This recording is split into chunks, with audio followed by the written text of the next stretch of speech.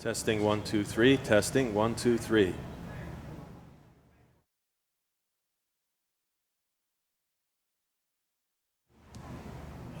Testing 5, 4, 3, 2, 1. Testing.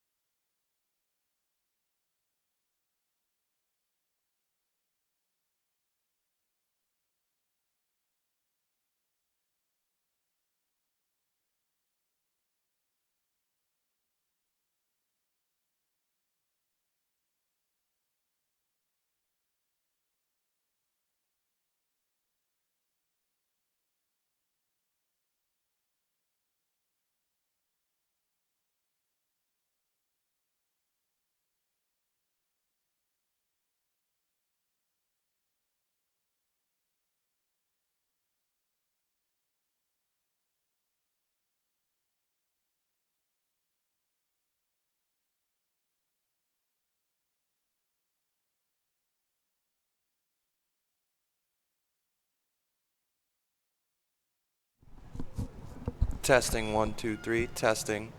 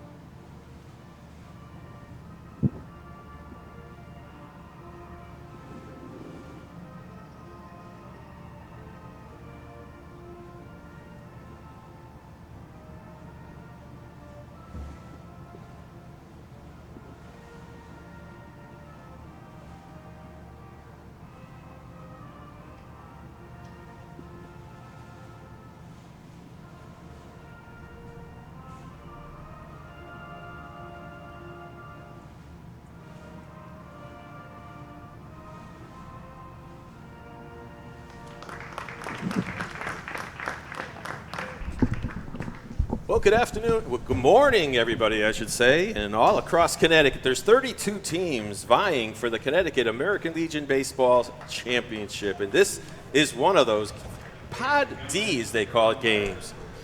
And I'm here. I'm Steve Riley. We'll be broadcasting this game. And with me today is my good friend, Jim Vardalos. Jim, this should be a whale of a game. Should be a whale of a game today. It's a nice, cool morning, isn't it? Yeah. Make sure they're drinking that water today. Got to stay hydrated if you're an athlete. Absolutely. Well, the two teams playing today are Bristol. We're here at beautiful Muzzy Field in Bristol, Connecticut. And Bristol is the home team today. And they will be playing EMH, which is East Hartford and Manchester. East Hartford and Manchester comes in with a record of 11-11. Bristol comes in with a record of 18-6. EHM is in the Southern Division of Zone 3 here in the state of Connecticut. And Bristol Post number 2 is in the North Division of Zone 1. As we said, they were in second place only by a tiebreaker with Simsbury. And right now, the American flag draping straight down, and we're almost ready to go. And in the lineup today for East Hartford Manchester, Jim, is? We have leading off number 10, Nashawn Murphy, playing right field. Number 23, Jared Roman, playing second base. Batting third, number 24, Janiel Ramirez, playing center field. Batting fourth, number 7, Alessio Presamarita, playing shortstop. Number 15, Cam Berry, is playing third base. Number 6, Julian Gonzalez, is playing first base. Number 8, Evan Kirch, is playing center field. We have number 18, Pedro Santos, behind the plate. And number 5, Axel De Jesus, DHing for the pitcher, Mark Damachi. Well, on the mound today for Bristol is Jager Duquette, and he's a good one. He's got a record of 5-1. He has only a 1.91 ERA. And behind the dish, catching the balls and strikes today for Bristol will be Carson Sassu. Down at third base, Mac Goulet. At shortstop, the good one, Noah Plantamuro. Evan Bouchard over at second base. Ryan Green, the big St. Paul product, down there at first base. The outfield playing rather shallow now. That's Alex DiLoretto in left. In center, shading him, saying the batter a little bit to right center, is Corey Fredette. And in right field, Josh Nohilly. And the first pitch of the game is swing and a miss. And it's strike one right away to Nashawn Murphy.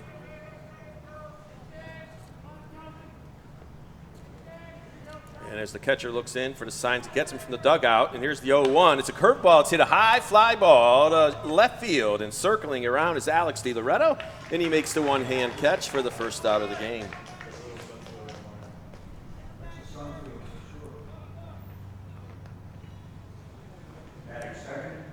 And that brings up the second baseman, Jared Roman. In 28 at-bats, Jared Roman is batting .214, Riles. Well, here he goes. First pitch, he takes a curveball from Duquette, and he takes it high for ball one. A lot of off-speed stuff from the pitcher. Yeah, right away. Yeah. Yep, he's trying to get that curveball going. And then here's the second pitch to him. Fastball. That one's flied out to left field, rather shallow, but coming on again is the left fielder, DiLoretto. 2 up, 2 down here in the top of the first for EHM. Yeah, if EHM wants to hit the ball, they're going to have to take that curveball the other way, right? Yep. Can't be trying to pull it to left. Absolutely.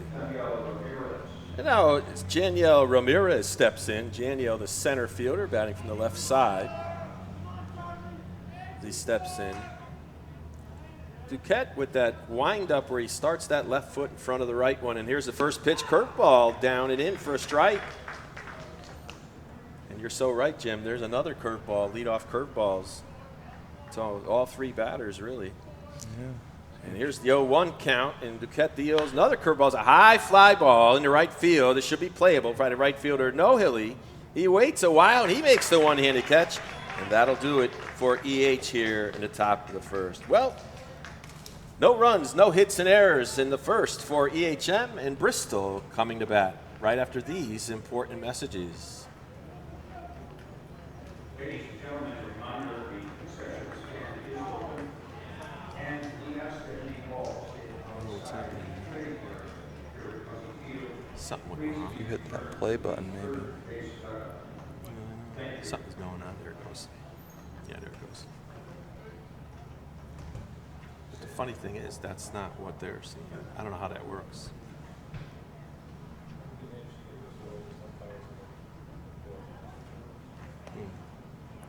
There's not enough time. I got to get one of these commercials that's like 30, another 30 seconds, and then go look. Where's the countdown? Oh, I see it now. It's going to be over in a second. You wouldn't have to click that, would you? I'm not sure. No, you just click on the, see, it should be a different one now. But it's forcing me to do this for some reason. It's forcing me to play it, and it usually goes on automatically. As we recognize the service of America's men and women in uniform, let's also honor the families who sacrifice so much every day. As the service member serves, so does the family. Do you really want to honor a veteran? Look for ways to support their families and thank them for their sacrifices. Go to legion.org/honor-veterans to find out how you can help. All right back here at Muzzy Field in Bristol, Connecticut. Beautiful Bristol's Muzzy Field, the game where the place where Babe Ruth actually hit a home run here, Jim.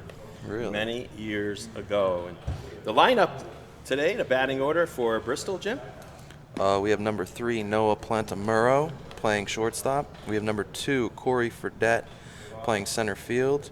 We have 10, McGregor Goulet, playing third base. Number 24, Ryan Green, playing first. Number 20, Joshua Nohilly, playing right field. He ended the inning made that catch at the end of the inning last inning. Number 9, Evan Burchard at second base. Number 21, Stephen Warkowski, DHing. We have number 14, Alec DiLoretto, playing center field. And catching, number 1, Carson Sassu. And on the mound now for East Hartford, Manchester is the good one, Mark Damashi Jr. He's got a 5-0 record with only a .35 ERA. Behind the dish is Pedro Santos down at third base, Cameron Barry, Alessio Presamarita at short, Jared Roman at second. At first base, looking up at that sun, is Julian Gonzalez, and it's going to be right above for the infielders and outfielders. Evan Kirsch out there in left and roaming a lot of territory out there in center is Janiel Ramirez. The first pitch is fouled off to the right side to Noah Plantamuro. Yeah, Plantamuro actually leads the team in hits with 23. Yeah, he's a good one. Great shortstop for this Bristol team. And not to forget him out in right field is Nashawn Murphy. You tell he's pretty aggressive at the plate. He swung at that first pitch. He was ready to go. Yeah, absolutely. And here's the 0-1. Hard fastball, and that one missed just slightly. Said not much wind here today at Muzzy Field. It's the American flag in center field draping straight down. And here's the 1-1 delivery from Damashi. Fastball, swing and a miss, outside pitch. It looked like he reached for that one. Yeah, he was a little off balance. So it's now 1-2 to the leadoff batter here for Bristol in the bottom of the first. Getting a sign. Now takes a deep breath and delivers. There's another foul ball. That one looks like it'll make it out onto Muzzy Street. I think it hit the netting above. It did make it out there. No cars whacked yet today, Jim. Just wait and see, I guess. Not that many cars parked out there. It's a 10 o'clock in the morning game, and probably a wise idea to start it this early in light of the weather forecast today. There's a ground ball to second base. Taking the 2 hoppers, Jared Roman snaps it over to Julian Gonzalez for the first out of the inning.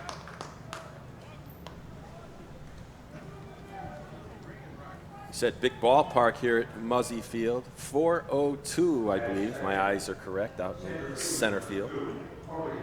Is that a 339 out there in left, Jim? I think it is. Yeah. 339 down the left field and 326 down the right field line. Your eyes are much better than mine, I'll tell you that much. Here's the first pitch to Corey Fredette, the center fielder. He swings at the first pitch and fouls one off. Right off the bat, this Bristol team being very aggressive at the plate. Yeah.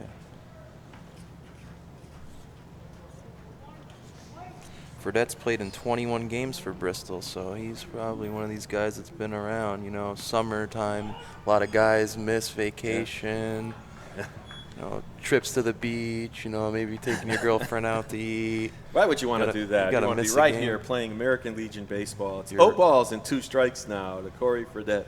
You're right. Fredette seems like he's pretty dedicated. He's been to 21 of the games. Yep. This Bristol team they're a storied team when you think about it. The number of state championships they've got, regional championships, and you know you can count them. You know, starting as early as 1948. They were the champs in 48, 49, 50, 51, and it continues on to the last time they were the state champs in 2006. They've been to the Northeast Regional 4 times in 74, 84, 97, and 2008. Nice. Here's the 1-2. Curveball in the dirt, blocked well by the catcher, Santos. One year, Jim, they actually made the Northeast. They won the Northeast Regional Tournament because they were the host team. They went to the American Legion World Series without even winning their zone. Wow. Yeah. So they've got a really great history of baseball here in Bristol. Fastball, it's fly to right field, tailing a little bit towards the line, gliding back, backpedaling. Sean Murphy makes the catch. Dangerous to do that backpedaling, Jim, as you know. Never want to backpedal in the outfield. Don't want to trip. Batting third, Matt Goulet, he comes up now, step into the box.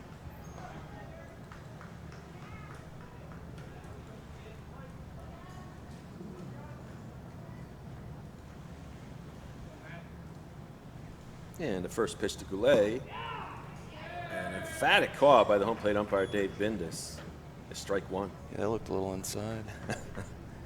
Well, we have a tiny little bit of an angle here up in the press box, and beautiful Muzzy Field, beautiful press box, nice and cool. And there's ball 1.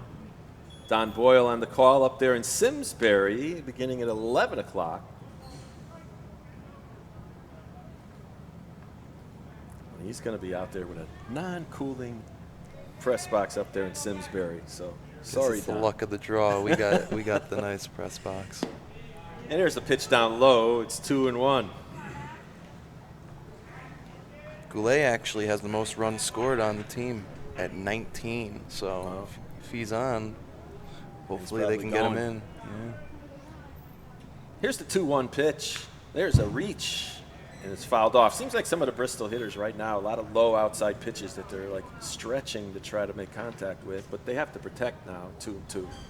Yeah, we've yet to see a hit, so, you know, maybe they could start something here with 2 outs. What a difference, a lot of difference here is all in Connecticut American Legion play, it's all wood bats. Yeah. A lot different in high school where they get to use the BB Core aluminum. Curveball, that one's grounded to short. Charging it is at shortstop, and it goes under his glove. Scored that one an error on the shortstop, and Matt Goulet is the first base runner. That was that runner they needed on, Riles. Yep.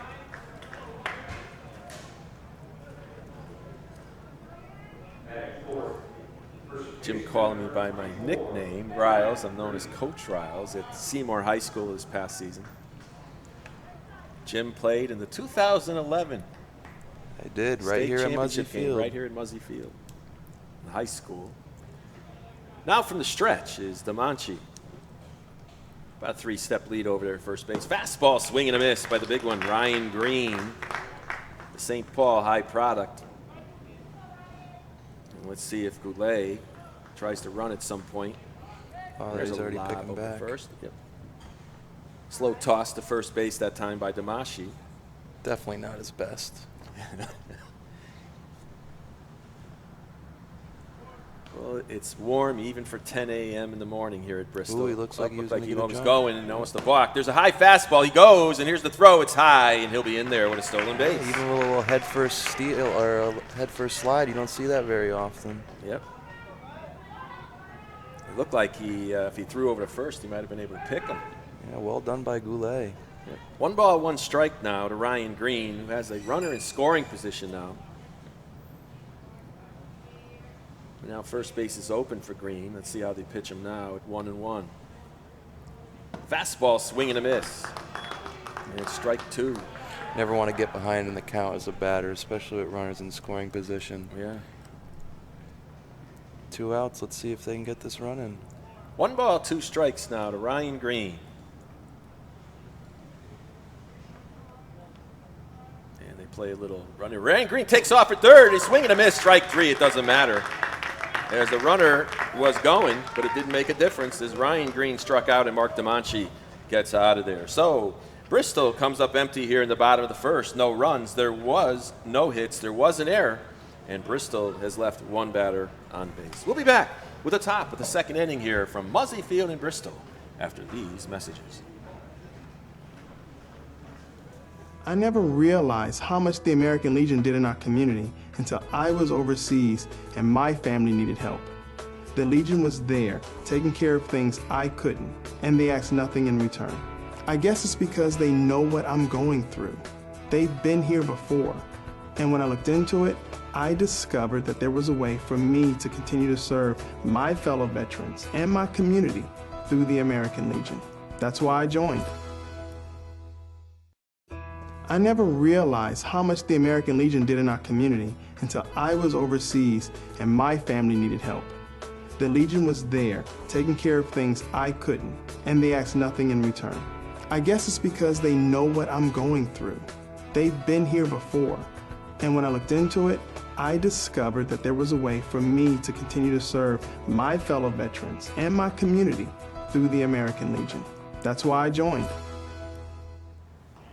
Well, welcome back here to Muzzy Field. Steve Riley, Jim Varlas. We're here at this Pod D, as they call it, is all across Connecticut. They're playing 4 teams into a pod, double elimination tournament, 8 pods. And we'll have 8 winners of each pod go to the Super Regionals. Leading it off here for EHM is Alessio Presamarita, the shortstop. No score if you just joined us. And here's the first pitch to Presamarita. Another curveball. It's up high. So it looks like Duquette tries to snap that curveball hard. As Sassu looks into the dugout for the pitch call. Here's the 1-0. Fastball popped up, and it'll be just out of play as it hits the roof. Yeah, that was in on the hands there. Surprised he even got the bat on the ball. He did, yep. That wooden bat. Definitely makes a big difference in that BB core. Yeah. A lot less pop. Got to hit it on the sweet spot.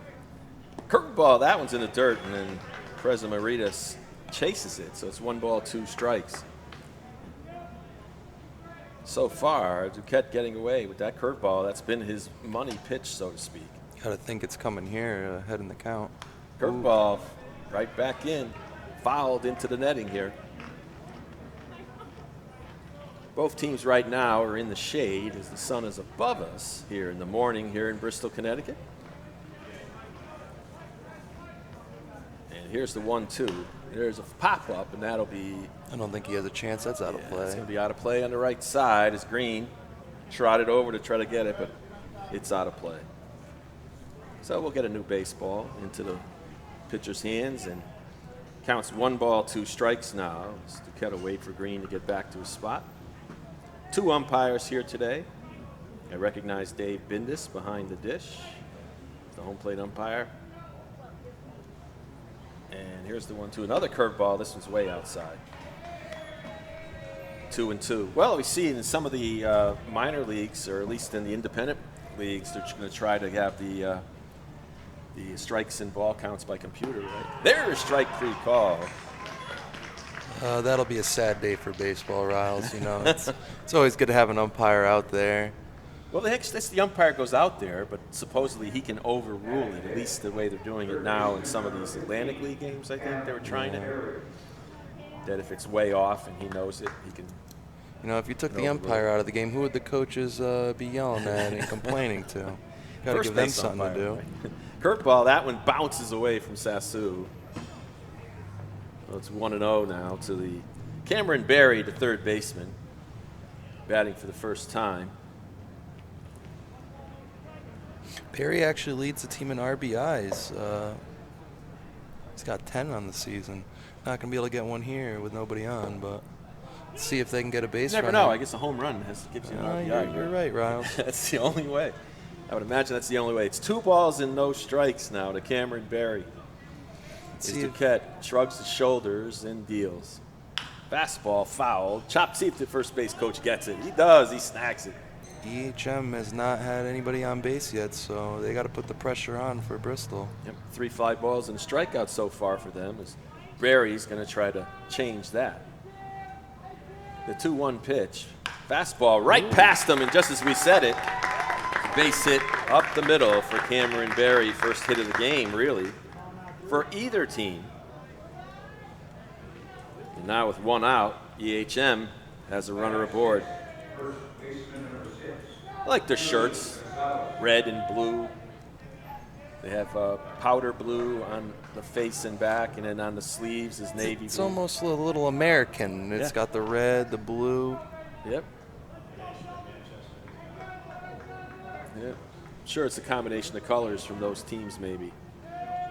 Duquette from the stretch throws a curve. It's a ball. Oh, that would have been a good pitch to go. Barry has 4 steals on the year. You always want to steal an off-speed pitch, a lot easier. Ball's going in slower, you get more time to get to second. Yep. Duquette checks the runner. Not a very big lead at first base, only about 2 steps. Here's the delivery, fastball low, 2-0. Sassu tries to pick that one up off almost near the ground. It's 2-0 now.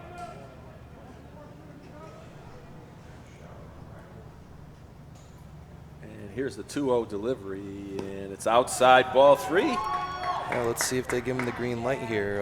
It looks like Gonzalez actually has 11 steals on the year, so you got to think he has speed if he gets on. Yeah, the only thing is he'll be tied up with Barry in front of him. with Barry on first base, on second base if that happens. As he twiggles that bat over his head, and here's the pitch. There's the automatic strike. Ooh. And our mentor, Don Boyle, always thinks that you should just call it a strike. You should automatically forget it wherever it goes. 3-1. It's like the automatic strike call. If it's close, he's getting it. Here's the 3-1 pitch.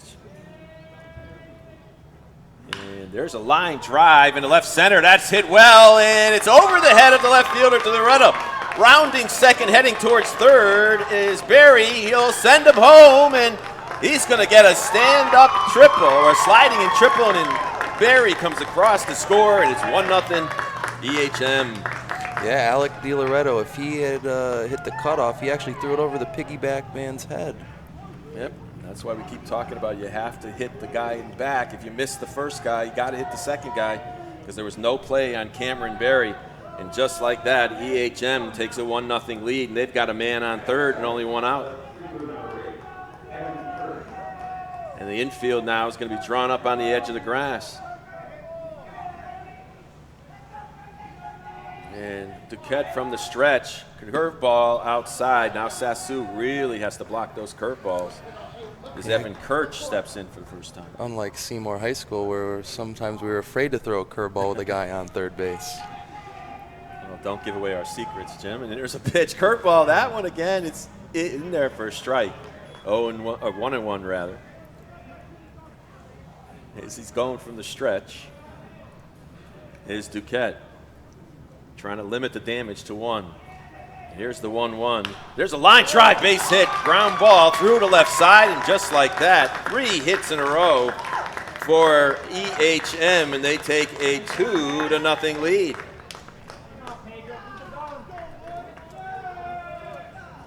Now with the runner on first, Kirsch brings up Pedro Santos. So all the innings started with a strikeout. Barry got a single. Gonzalez wrapped one over the left fielder's head. And scoring Barry, that's Gonzalez with the big RBI triple.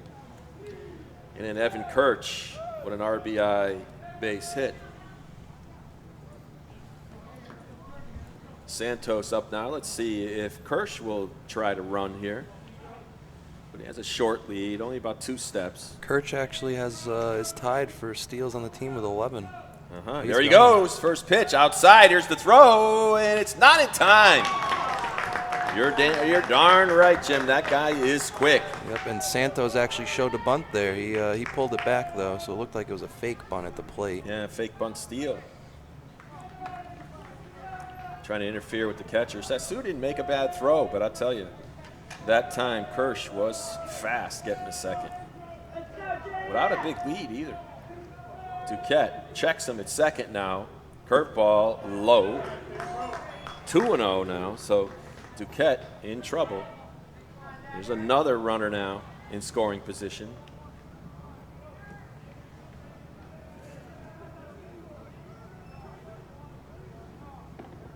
And here's the pitch, another curveball.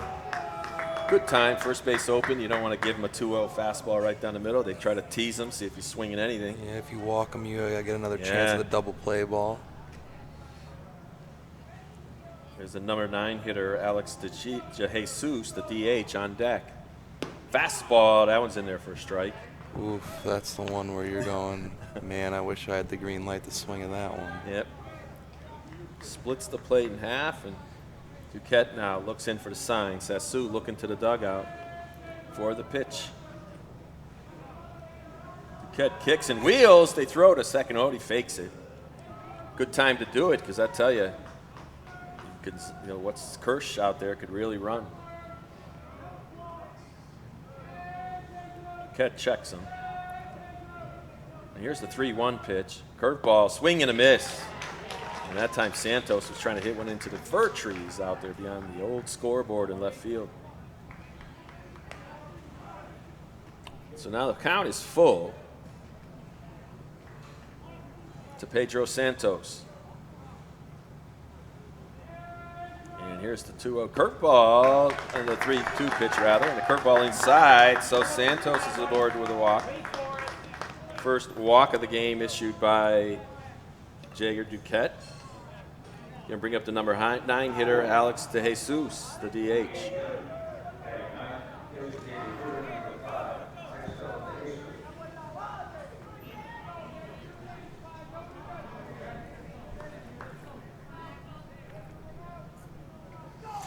Yeah, Jesus has the second most hits on the team. He has 14 on the season.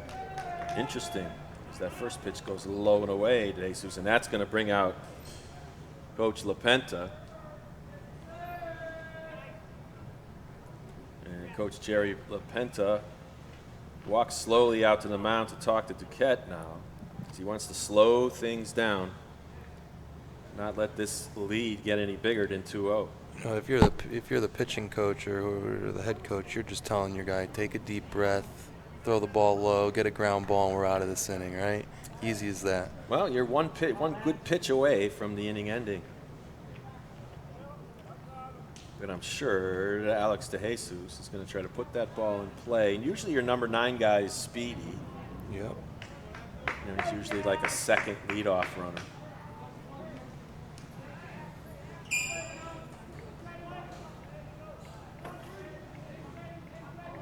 And here's the 1-0, and he chases after that one, fouls it off to the right side. So De Jesus is not looking for a walk. He's looking for an RBI.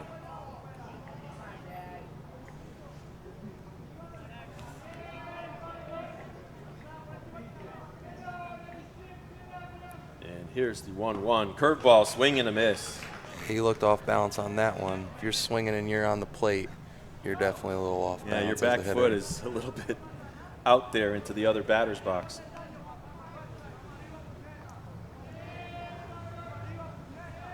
And here's the 1-2. Another curveball gets him.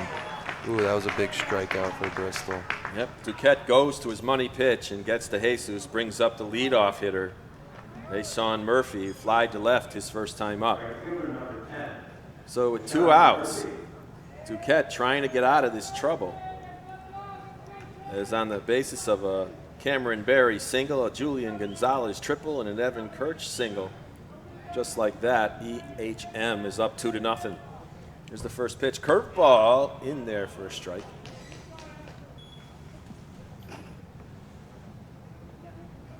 He flew out to left last time, right, Riles? Yep, fly to left.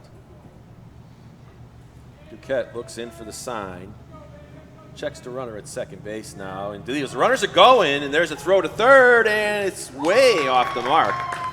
So a double steal. Another one of those fake bunt steals. Yep, it's hard to think for him square to he's going to bunt with 2 outs. Yeah, no, I agree. It's like you're sort of not going to buy that. Throw was high to third, but I tell you, EHM using their speed to their advantage, and now they got two of them in scoring position. Another curve, good block by Sassu. That one could have been a run. So it's 2-1 now to the leadoff hitter, Nashawn Murphy. Yeah, you definitely don't want to give away a run here by throwing it to the backstop. Yep. There is a distance back there. They could get out of here with only 2 runs. There's a lot of game to go. You're right. And here's the 2-1. Curveball, base hit, left field. 1 run will score. They're sending the second runner. Here comes the long throw to home, and they won't get it. The runner goes to second, and it's not in time. So, Nashawn Murphy gets a single and an RBI, scoring 2 runs, and it's 4-0 now in favor of EHM. So the 11-11 team is now put the second place team in zone 1 in a deep hole. Jared Roman steps up now as Nashawn Murphy went to second base on all the throws. 4th hit of the game for EHM. And he hits the batter.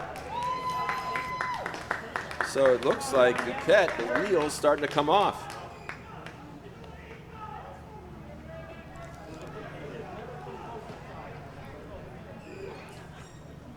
And up now, you hit the batter, the 2 batter, to now have to pitch to the 3 batter. Lefty as well. Yeah, Janiel Ramirez. So it just seems like that time the curveball just hung up there. And Nashawn Murphy before just wrapped it. Here's the pitch, another curve. And that was high for a ball. Ramirez batting .250 on the season, so every 1 out of 4 at-bats, he gets a hit. See what he can do here. Yep, see if the runners decide to break again. There's a curveball strike. So it's 1-1 now to Ramirez.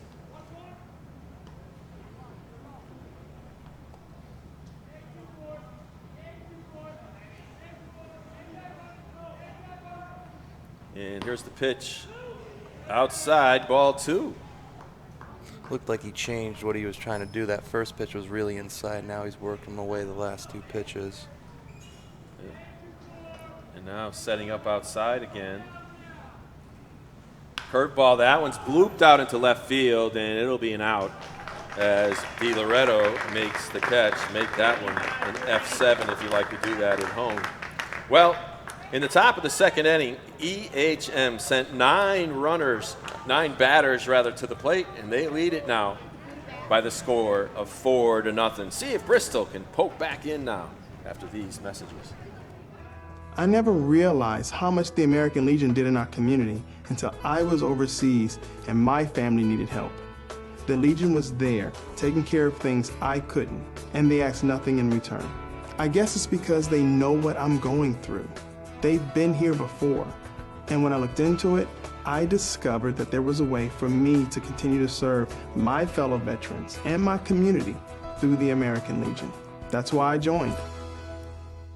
Life in the military is one of service and sacrifice, and for some, that sacrifice is more than many of us can imagine. Please join with the American Legion in recognizing and supporting our wounded warriors and their families. Let's not allow them to be forgotten and left to fend for themselves. They deserve more.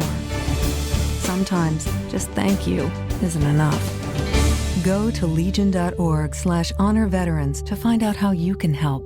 Life in the military. Well, back here at Muzzy Field, where EHM, on the basis of 3 hits in a row, and then the 4th hit by Nashawn Murphy, and they lead it by the score of 4-0. And Jim, I tell you, this EHM team is running, whacking the ball around, and they're really putting the pressure on this Bristol team.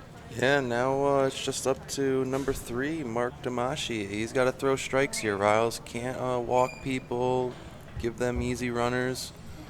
Yep, the goal of any pitcher after his team puts up a nice crooked 4 on the scoreboard is to throw a 0. But it's going to bring up Josh Nohilly for the first time today. You like those socks, don't you? Oh, yeah. That's as American as it can get, huh? Yeah. Little red, white, and blue stripes and stars. Stars and those stretch socks.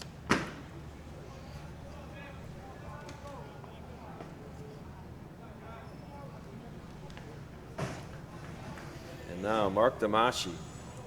No, Hilly's batting 280 on the season, so let's see if he could start something up for them here. Fastball, swing and a miss. And he surely chased that fastball away. He can't get a 4-run homer yet. Nobody on base. There's the 0-1 up high. So it's 1-1 to no hits. We have some activity now in the Bristol bullpen down there on the left field line. Their season is on the brink now. Well, not on the brink, I should say, because it is double elimination pod.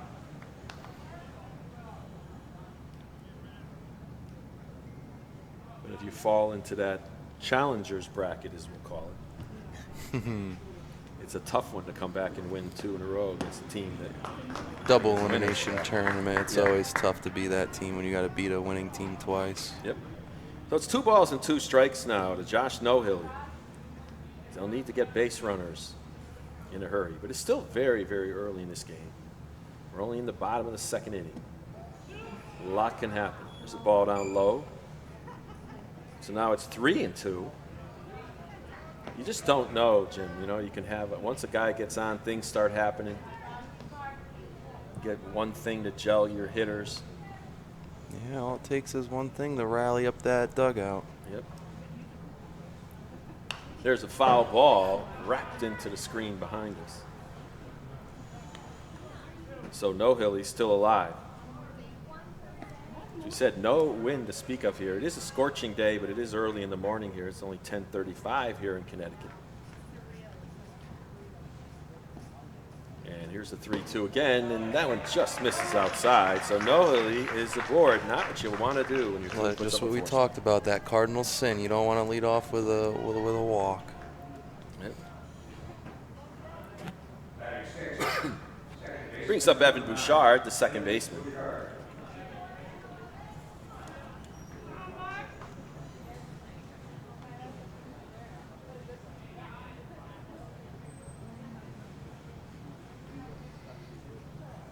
As the runner fakes and the ball's in the dirt, runner fake to go, ball's down in the dirt, blocked by the catcher Santos. So it's 1-0 now to Bouchard.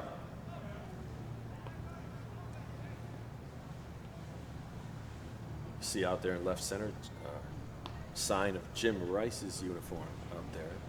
This was the home of the Bristol Red Sox many years ago.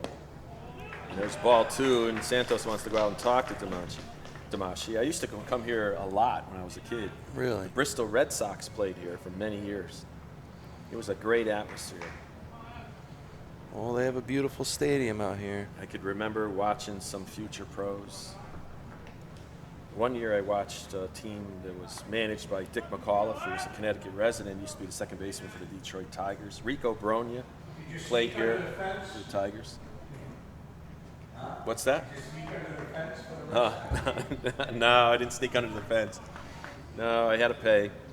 But it wasn't that bad for kids back then. You know, you had the bleacher seats up there to watch the game from. That was well before my time, Ron. Yeah. There's a pop-up into shallow right field, and coming on to get it, and hopefully get it, and he does, is Sean Murphy. Yep, they used to have, I remember the manager was a very fiery manager they had here for the Bristol Red Sox. My fondest memories of Red Sox game are little Pedro Martinez, Don Zimmer mound battles. Yeah. That was when the Yankee-Red Sox rivalry was at its peak. Oh, I used to love to go to those games when they had West Haven Yankees, Bristol Red Sox. You can watch some great baseball.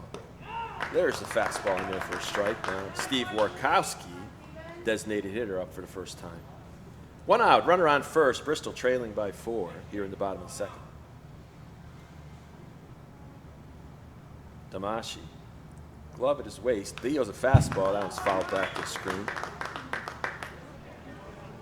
So whatever Santos said to Damashi, must have said something right to him. When Yeah, he had to calm him down. He was getting behind in the count. Now he's 0-2. Yep.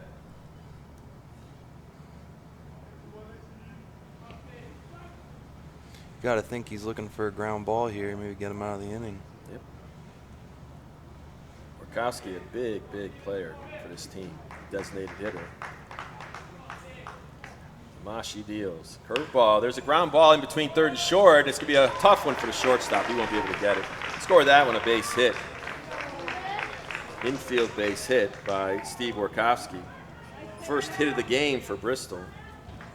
They've got runners now at first and second and 1 out. Brings up Alec DiLoretto, the left fielder. Left fielder, number 14, Alec DiLoretto. So 1 out, the middle infielder's playing a double play depth. Third baseman not really playing up. He's still about a step or two behind third. Not a bad time to bunt for a hit. Not the sack, but to bunt for a hit, maybe. And here's the pitch. Fastball, swing and a miss up high to DiLoretto. Yeah, either way, you could bunt to the first base and look at him. He's playing so far back, and if you bunt to third, somebody's got to cover that bag or make the play. Yeah. Bunts win games. Here's the pitch. That one was inside. Didn't chase it. Last time last pitch he chased one up high, so he threw one up and in. It was 1-1 now to Alec DiLoretto.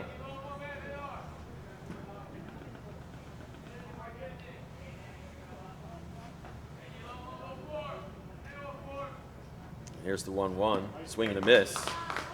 A low pitch. DiLoretto chased it. Yeah, this is where the pressure starts to set in. You're down 4. You got a couple guys on. Big spot here. Yep. Mont's trying to get that ground ball. There's one. He chases it high and he pops it up in foul ground, and that's going to be just out of play.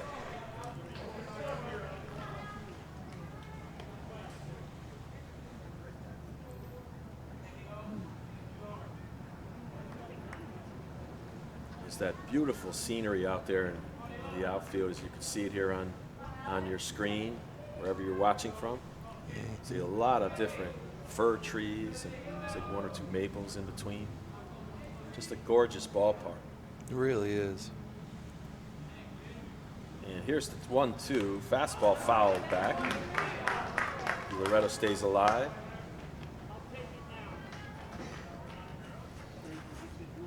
Dave Bindus behind the plate will always be remembered in 2011, Jim, as the umpire who made the call in Southington versus Newington.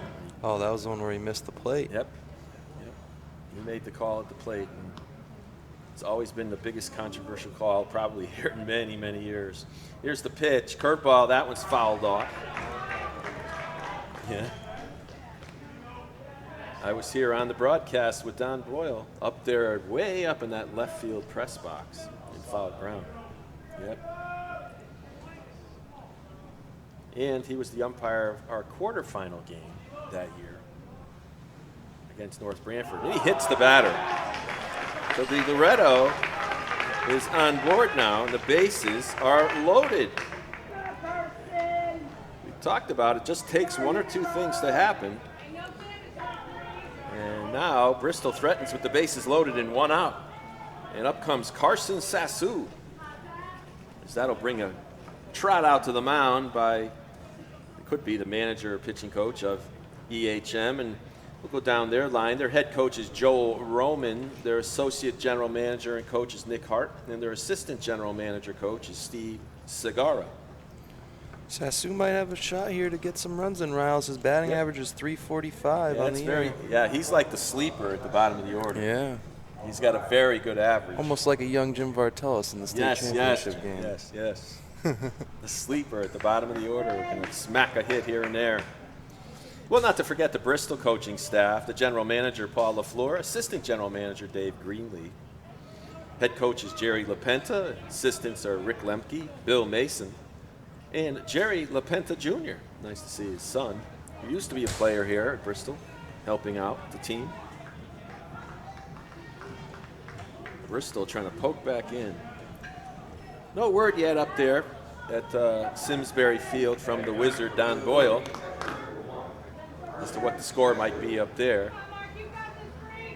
Damashi still going from the stretch. First pitch is popped up in the infield. An gotta be an infield infield fly, fly. the worst thing you want to happen, happens. Batter's automatically out. Yeah, you don't even have to catch it. You score that one a P4 as he does catch it, but it's the worst thing you can have with the bases loaded. It's a pop-up in the infield. But that brings up Noah Plantamuro, is now the infielders can all play back.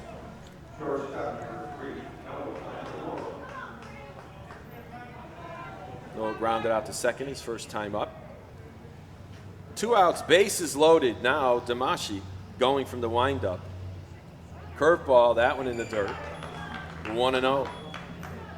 That was a big out right there, Riles. Yeah, absolutely. It's Damashi with a .35 ERA. A good mound visit too. Slow the game down. Yep. Talk to your pitcher. Here's the 1-0. Fastball. That one misses high, so it's 2-0 now to Plantamuro. If you're a hitter here, you got to be thinking 2-0. He's got Yeah. to lay one down here. Be ready to hit. Yep. You want to drive something into a gap. And here's the 2-0 pitch. Fastball up and in. It's 3-0. And I can see the third base coach down there putting up his index finger, so he probably tells him to take a pitch. Yep. Or it could be a decoy. That could be the green light sign. You never know. And here's the 3-0 pitch, and that's the automatic strike. Yep. And Plantamuro's probably saying, oh, if only I had the green light. I would have got that one, right? He may even want to let it go to 3-2 so he has his runners going so he can get maybe 3 RBIs. Here's the pitch. High. That's ball 4, and Bristol's aboard. Not what you want to do after getting that 4-run cushion. Yep. So it's 4-1 now, and the bases remain loaded, and up comes Corey Fredette. Well, you're so absolutely right, Jim. I mean, once your team puts up a crooked 4, you want to shut the other team down, and the opposite has happened where, a hit batter, a walk. Giving a little life to that Bristol dugout. Yeah, 2 walks now in the inning. They had an infield single. They haven't hit it in the outfield in this inning, except for the fly ball by Bouchard, but no hits in the outfield. Let's see if the Bristol bats get going here and they get a little inning. Big gap between third and short now as they hold the runner on second a bit. There's the fastball strike. Fredette taking that pitch when his prior battery mate, his batter rather, has walked. Not a bad idea when you think about it. We'll see if they go to the breaking ball now. Here's the 0-1. They do, and there's a base hit through the middle. 1 run will score. They're going to hold up the runner at third base. So that time, Corey Fredette, he took one look at that curveball, almost like he expected it. He did what he had to do and drove it up the middle for an RBI single. And just like that, it's 4-2. Yeah, Bristol cuts it in half. Let's see if they could keep it going. Yep. A little 2-out rally. Yes, sir. Matt Goulet comes up. Matt had got on in an error by the shortstop. His first time up, stole a base. Now he's got a chance to hit one swing of the bat, and they could tie it here.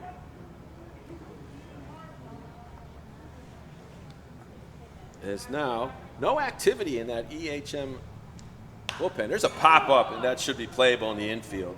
Shading the sun, it could be difficult. It's the shortstop, and he makes the catch.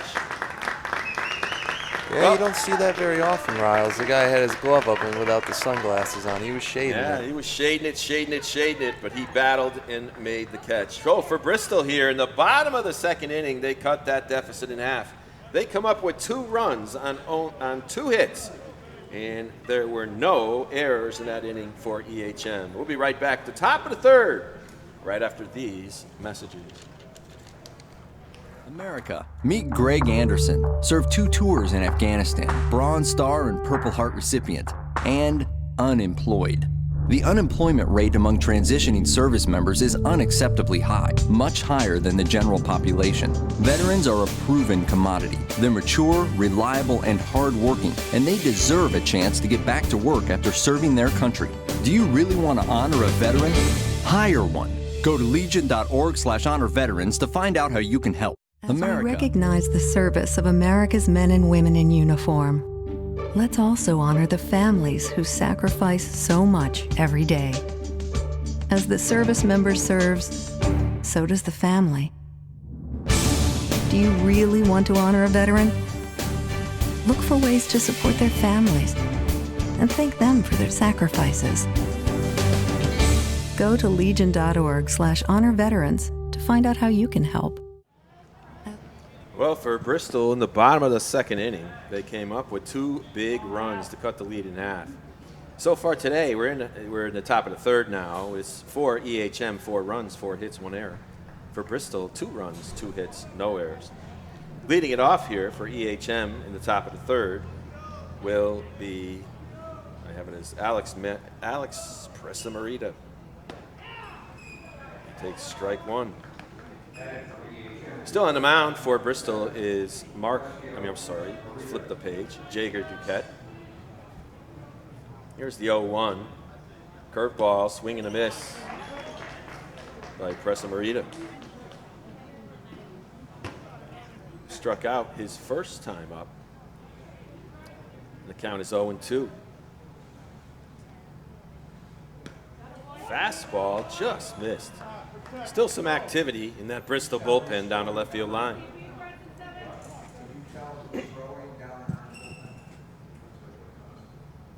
And the 1-2, another curveball way outside as he snapped and curled that wrist. Might be Workowski down there, the left field line, Mr. Sam. Pitching, warming up. He's the DH, so he's able to do that.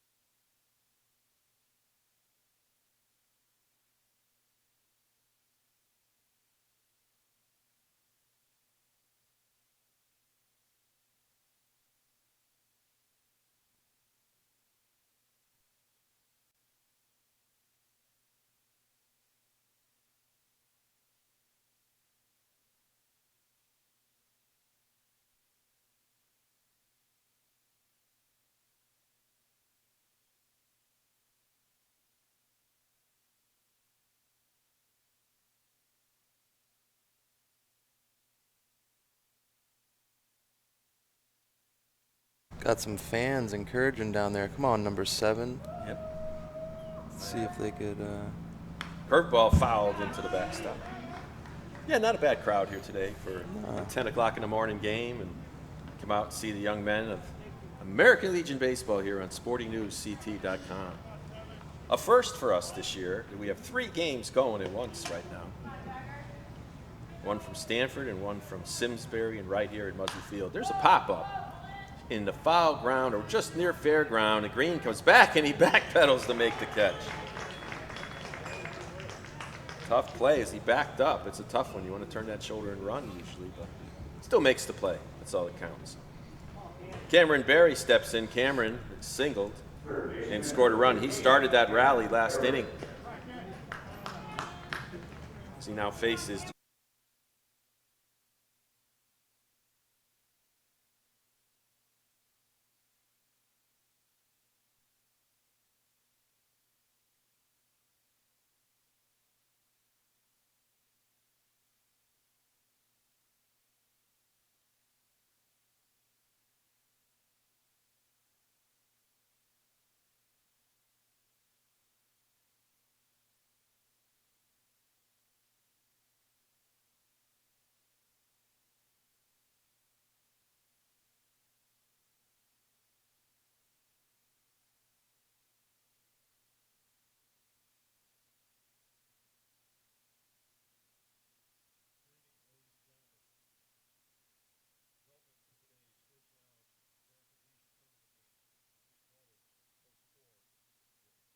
Cat for the second time.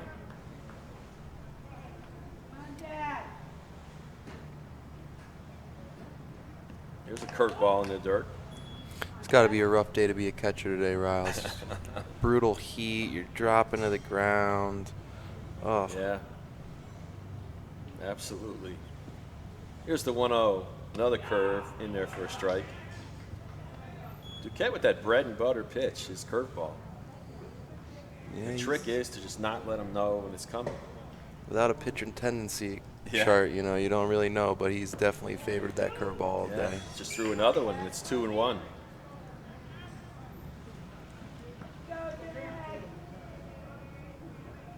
Outfield playing straight away. Threw another one for a strike, so it's 2-2 now. Out in left field, Alex DiLoretto.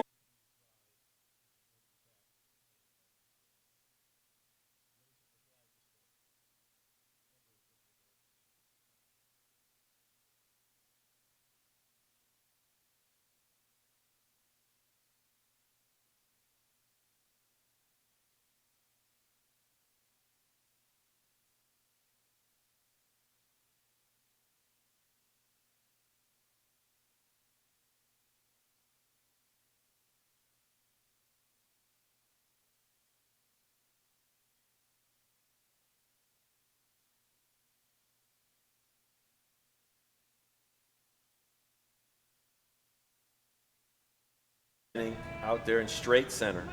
Right field, Josh No-Hilling. And here's the 2-2.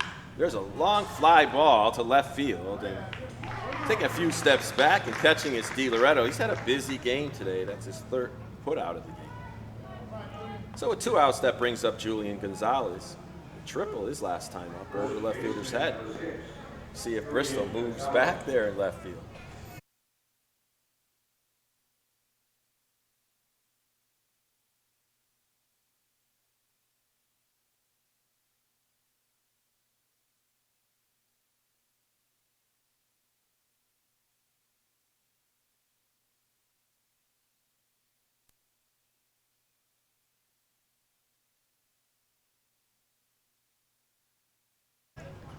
Looks like they're adjusting a little bit. Yeah. Tough adjustment with wooden bats because you don't know if most of the time it doesn't go out that far, but if you get it right on that sweet spot, that ball will fly. And here's the first pitch. It's a curve. That one misses. 1-0. Love to see what Vlad Guerrero Jr. would have done with a BB Core bat. He put 91 home runs out in the home run derby during the All-Star break. That's unbelievable.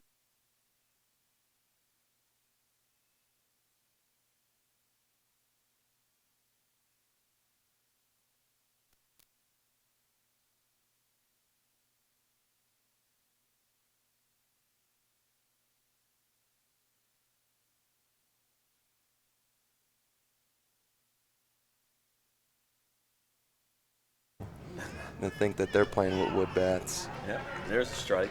Well, they also allow composite now in the Connecticut American Legion play, composite wooden bats that are BB Core approved.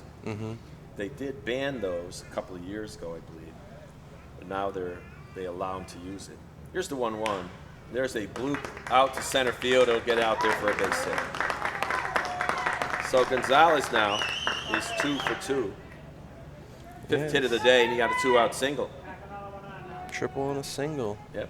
Brings up Evan Kirsch. See if they run Gonzalez from first base.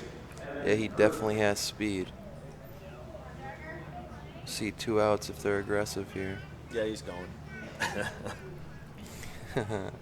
He's going. Just a matter of when. He's going. Probably on this pitch. It's funny, they don't even, like Kirsch, when he stole, he didn't even have a big lead. And Duquette's There he goes. And he tried to bunt it too, and he doesn't. He gets a strike on the batter, but Gonzalez steals second. Yeah. First pitch going. Batter took a strike because he attempted to bunt the ball. So it might have been a bunt and run with 2 outs. With all those curveballs with Duquette, you got to go on that first pitch. Yep. Well, yeah. Here's the 0-1. Another.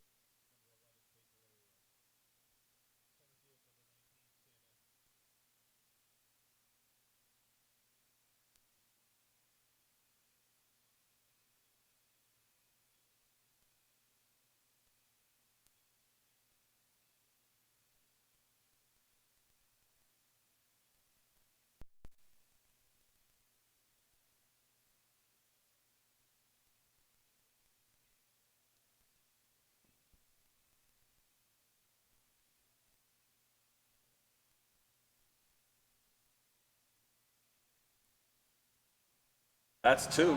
They called that one. It's hitting the corner up on the upper part of the batter's box. So now Kirsch, who got a single and an RBI his last time up, is in a deep hole at 0-2. But it does run up Duquette's pitch count. Another curveball. This one's fouled back. That's the one thing in running up the pitch counts. I think American Legion is 105, I believe, or something. Okay, so 5 less than the high school level. Yep.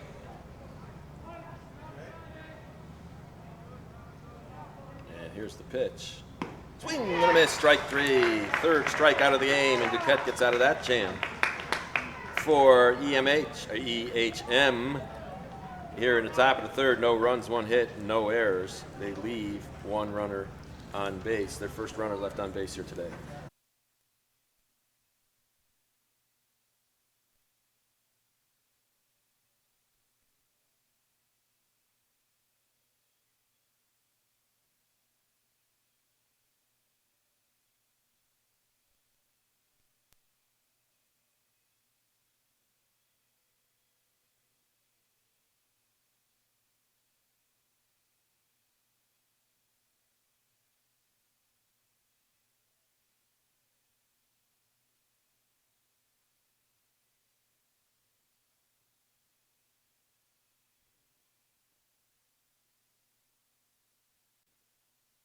To the bottom of the third inning, the score remains EHM, East Hartford, Manchester 4, and Bristol Post number 2.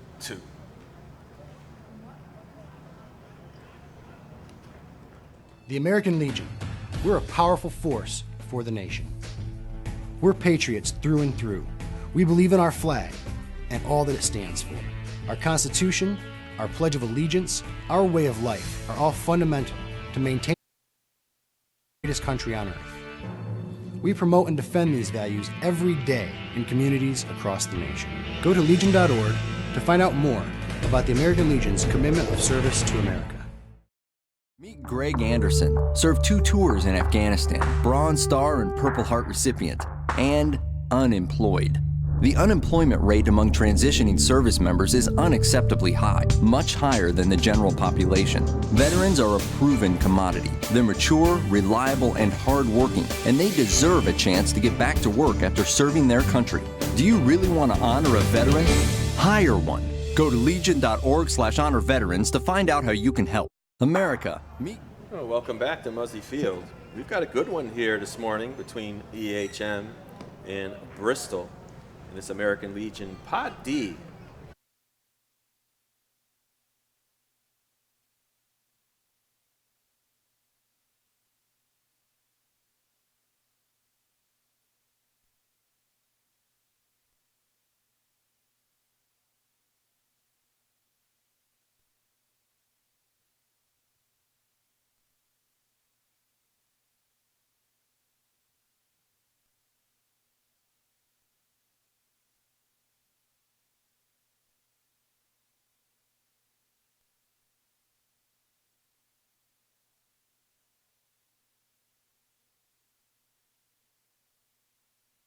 Tournament game is EHM leads it by the score of 4-2. So far for EHM, 4 runs on 5 hits and 1 error. For Bristol, 2 runs on 2 hits and no errors so far for them. They've played flawless baseball. Leading it off here in the bottom of the third inning is Ryan Green. Ryan struck out his first time up. For Bristol, the first baseman number 24, Ryan Green.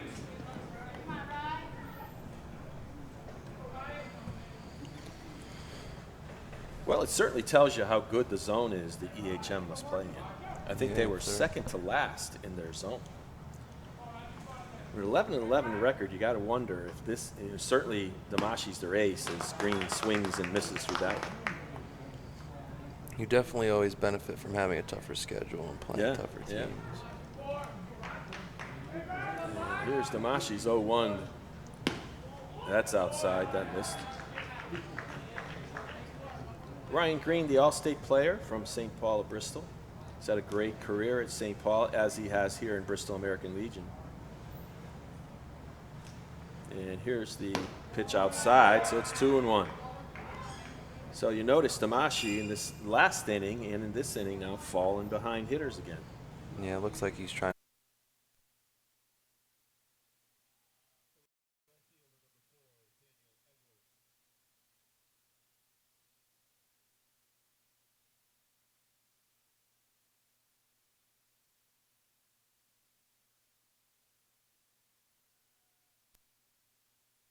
Right into that no man's land between the third baseline and the third baseman and the left fielder, shortstop. They just couldn't get it.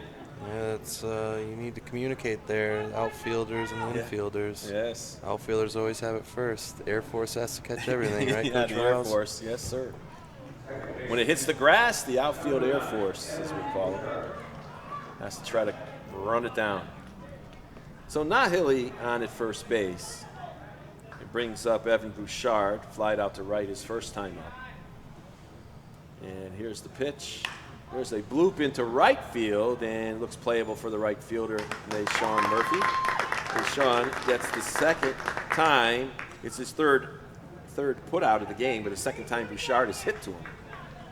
And with 2 outs now, brings up Steve Warkowski. We've got an infield single his first time up between short and third. Let's see if they try to block that gap now, because he took one of those Damashi curveballs and ripped it into left field. Doesn't appear that Nohili is a threat to run. Yeah, he's got a short lead at first. Yeah. Fastball fouled back. Because that time Damashi just challenged Warkowski. Here with 2 outs.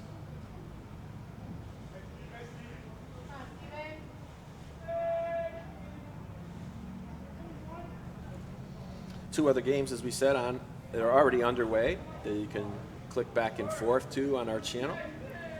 It's a game up in Simsbury and a game down in Stamford. There's a line drive base hit. Let's see if he goes to third. No, he's going to hold He stops at second. That one went right past the head of Damashi. A solid single by Warkowski. Fastball, swing and a miss on the outside part of the plate. So he's worked fastball in, curveball high, now fastball away. And it's 1-2.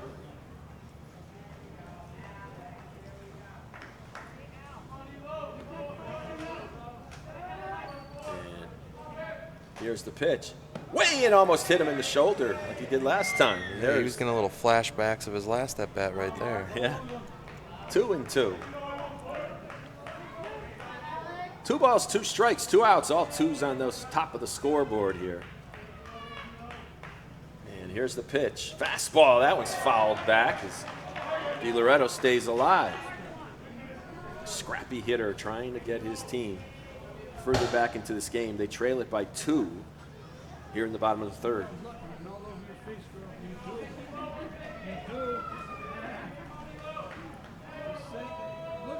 Damashi checks the runner. They fake going. There's a ball in the dirt, and now the runners will be going. Because it'll be 3-2.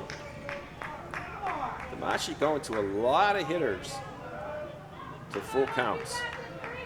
Got to think the runners are going here, Riles. If you're a pitcher, you're trying to pick off here. Yep, maybe. And as the first baseman's playing deep, and it looks like the infielder's playing too deep to do that, he could get a better fastball swing and a tip into the catcher's mitt. Santos hangs onto it. And Damashi gets out of the jam. No runs, 2 hits, no errors, 2 runners on base for Bristol. That's their second and third runners left on base today.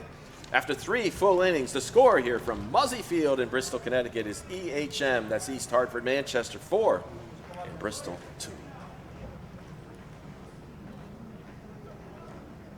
The American Legion honors our newest generation of warriors and veterans. Please join us in supporting and recognizing their unique contributions and needs. Go to legion.org/honor veterans to find out more. The American Legion, we're a powerful force for the nation. We're patriots through and through. We believe in our flag and all that it stands for. Our Constitution, our Pledge of Allegiance, our way of life are all fundamental to maintaining our freedom and the standing that we have as the greatest country on earth. We promote and defend these values every day in communities across the nation.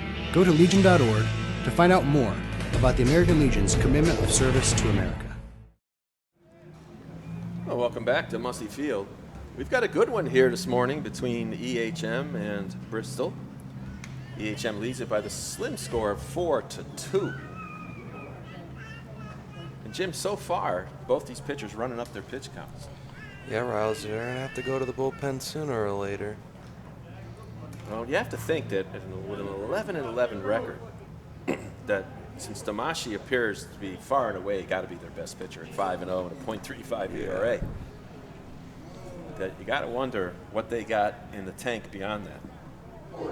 Well, we're going to see today, I would assume. Yeah.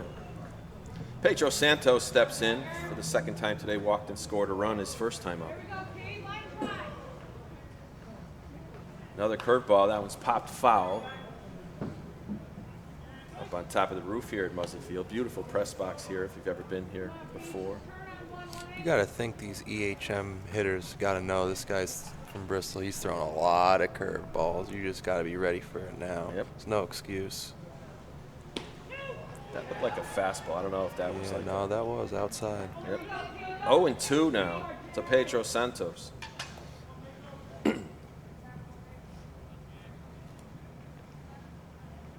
Well, his time is called.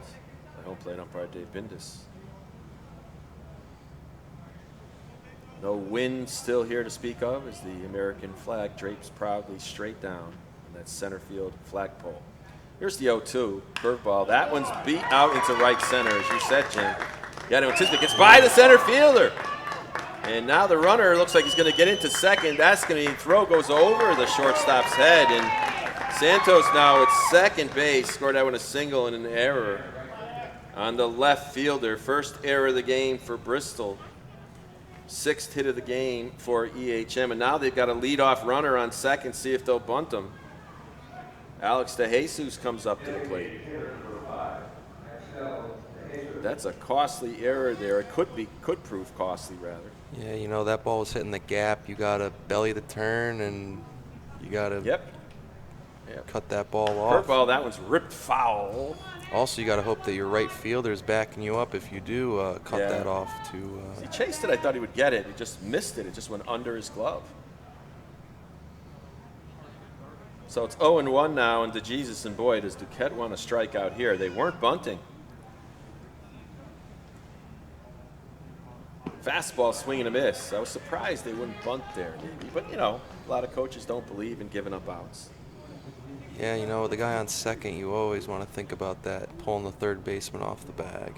Well, your goal really is to hit the ball to the right side. His first pitch, he pulled it, so another one.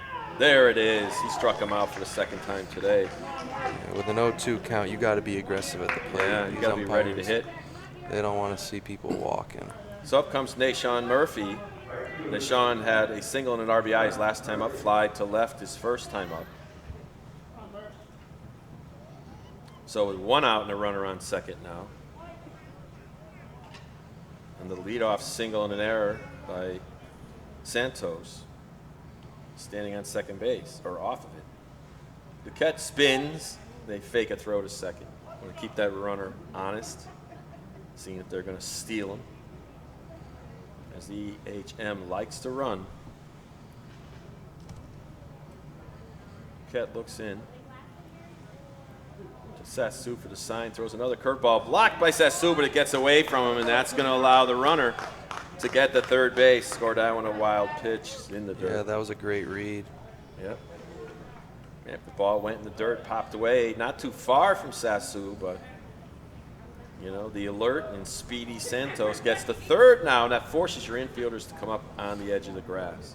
That's Mac Goulet at third, Plantamuro at short, Bouchard at second, and Green at first. All Murphy needs is a ball to the outfield. Oh, that's pop not up in the need. infield, the one thing you don't want to have. He tosses his bat. He's upset with himself. He has to be, because you know you at least want to put it in play, make Bristol make a play. Pop-ups, as one coach a long time ago said, just don't get it done. I know which coach you're talking about, Riles. Duquette now, he goes from the windup with 2 outs and a runner on third. Will he or will he not? Looks like he's going to stay stretched. And here's the first pitch. Curveball low. Sassu's got to block everything now. I always liked when a pitcher stays in the stretch riles. You know, if they go to the windup, you're giving that guy at third open range to just do whatever they want. At least you have the chance to pick off, which when I played in high school, we picked off a lot of guys at third base because for a right-handed pitcher, it's like a lefty looking at first base. Well, the one thing I'm noticing about here, though, is the middle infielders are not making sure that throwback to the mound does not go away from Duquette. Mm-hmm. So if he should toss it errantly, it's going to score a run. So it's 1-1 now to Jared Roman. He's hit by a pitch and flied to left.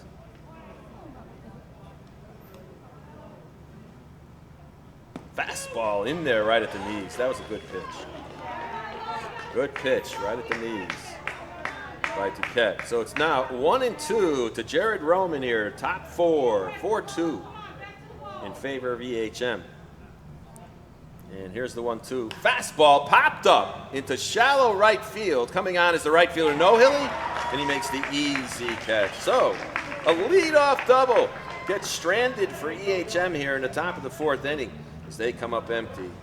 So after 3.5 innings, it's EHM 4, Bristol 2. We'll be right back after this. Stay tuned.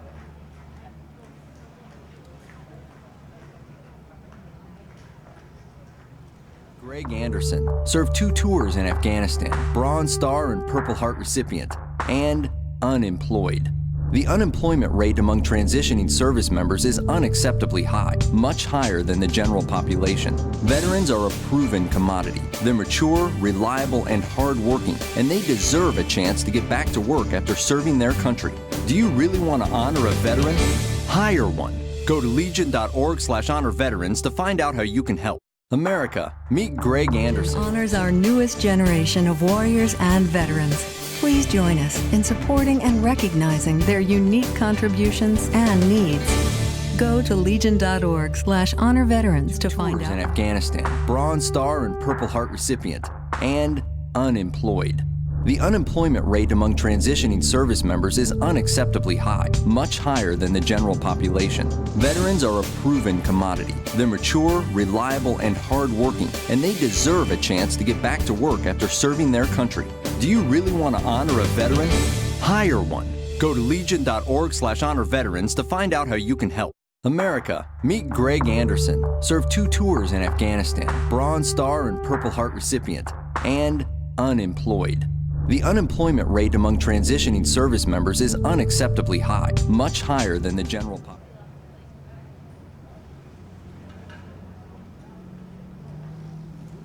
Oh, welcome back here to Muzzy Field.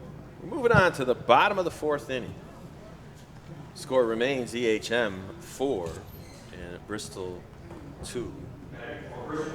For EHM, they scored all their 4 runs in the second inning. For Bristol, they scored their 2 runs in the second inning. You got to think Carson's trying to lead this one off, Coach Riles. Like you said, he's like a second leadoff batter, batting in the 9th spot. They could use a runner on this inning. Well, then it moves up. The EHM third base moved up just in case he was looking for a bunt, and he takes the first pitch, ball 1. Don't have any record of any score up there from Simsbury. Fastball pop foul. It's going to be out of play on the right side. 0-2 to Carson Sassu. Popped to second his first time up. No, we haven't gotten any scores from either Simsbury or Stanford yet. And here's the 0-2. Fastball chopped, a slow roller to third. Fielding, it's the third baseman. Fires it the first 40 out. Pretty play that time by the third baseman, Cameron Berry. That's 1 out. Now we roll it back up to the leadoff batter here, Noah Plantamuro. Grounded to second and walked. First batter, number 3, Noah Plantamuro.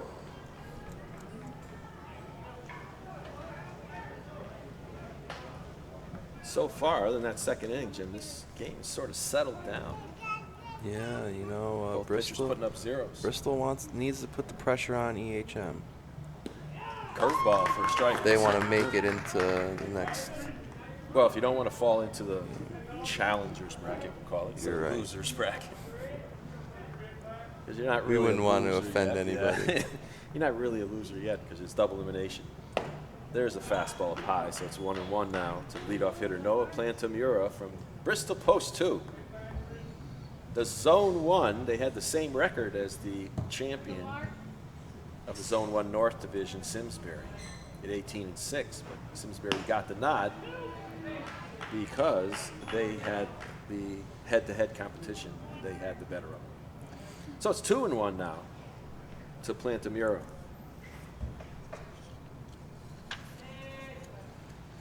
Here's the 2-1 pitch. There's a ground ball to second. And one-handing it is Roman. Throw, nice stretch that time by Gonzalez. And they make the play. So if I'm looking at this correctly, Jewett City plays Glastonbury, and the winner of that game will play the winner of this game, right? That's correct. And the two losers will play tomorrow. The two as well. challengers. Two challengers, sorry. I know. Got to be politically correct. Yeah. The two challengers will play tomorrow. So there will be one team eliminated from Pod D tomorrow. And then the winner gets a day off. Here's a fastball, and it's a ball one. To Corey Fredette, who singled and got an RBI in the second flight out to right, his first time up.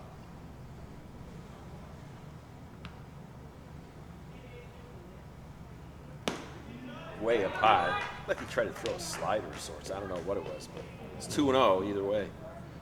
Not the way you want to start it off with 2 outs. Got to get ahead in the count. Got to throw strikes. I'm sure he wants to. You know, just did that. 2-0. Swing and a miss. Big cut that time by Fredette. Seems like when the Bristol hitters really try to rock the ball, they sort of spin out. Their weight is too much on the front foot. The ball down low. Yeah, you know, baseball's a game of balance, Riles. Whether you're pitching, throwing, hitting, gotta always have good balance. Yes. 3 balls, 1 strike. To Fredette. There's a foul ball into the netting. Tell he wasn't looking for the walk there. The fans sitting back watching this game from the shaded areas here at Muzzy Field, shaded on both sides of the field ever since they had the renovations. It used to be a time when there was only shade on the behind home plate and on the left side. There's a ball down low. Fredette's aboard with a walk.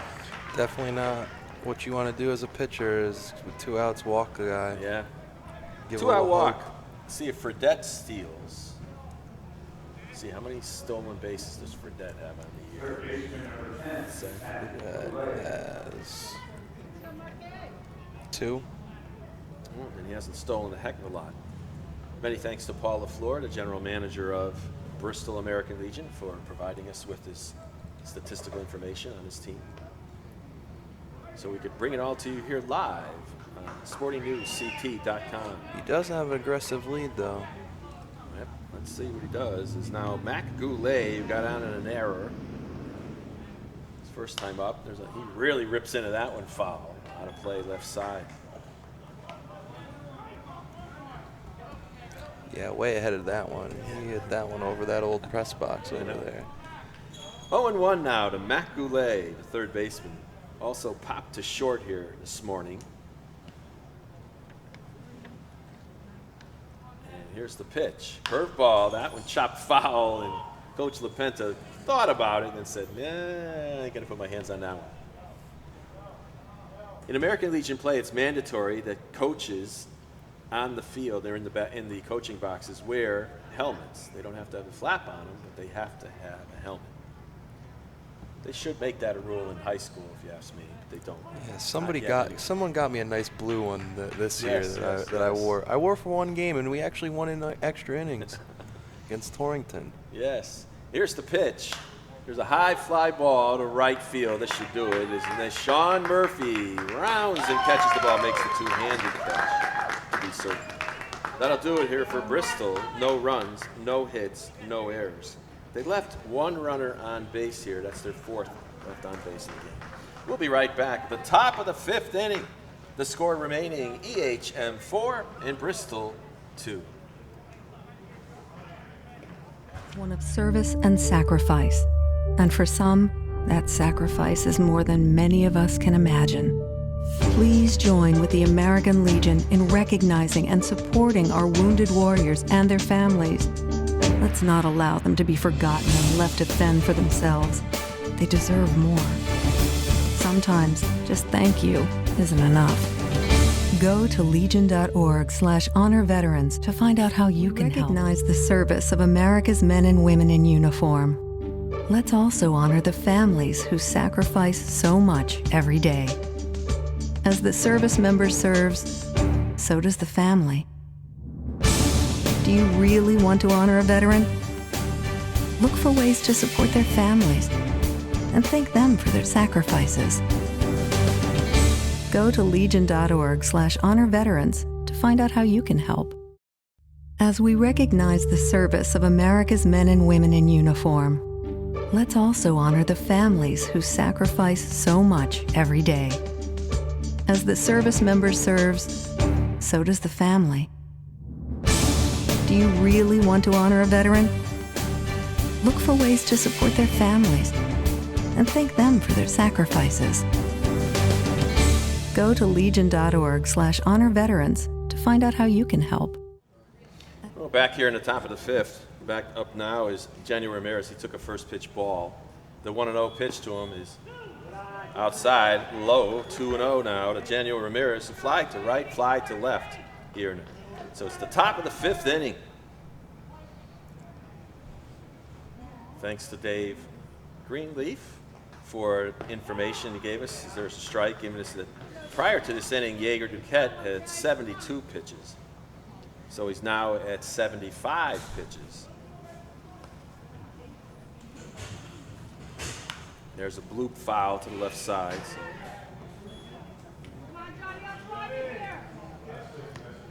It's 2-2. Mark Damashi, on the other hand, is at 79 pitches, max of 105. We're here in the fifth. Yeah, Bristol's definitely looking to get out of this inning with no runs on the board. Yep. Way inside, Ooh, hits the batter, right in the leg. As he goes down for the count, so to speak. Not something you want to do is hit the leadoff batter.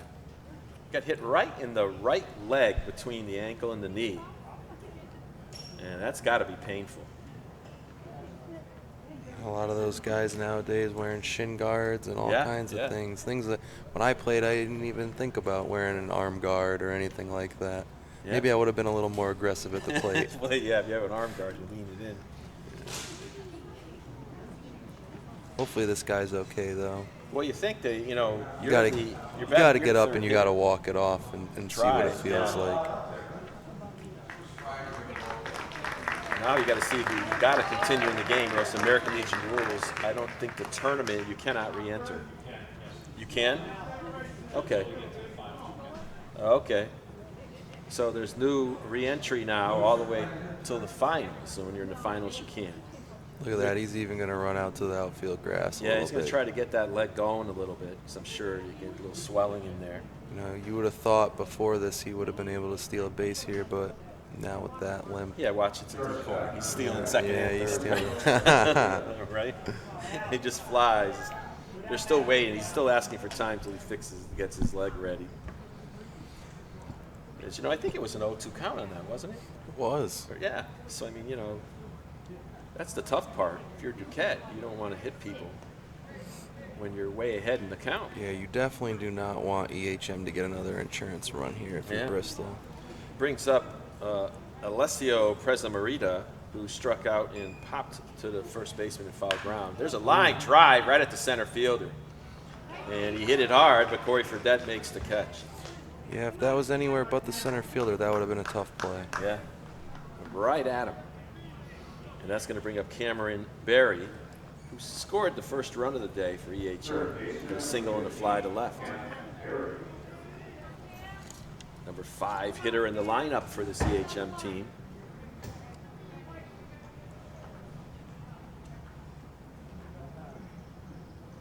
curveball in there for a strike.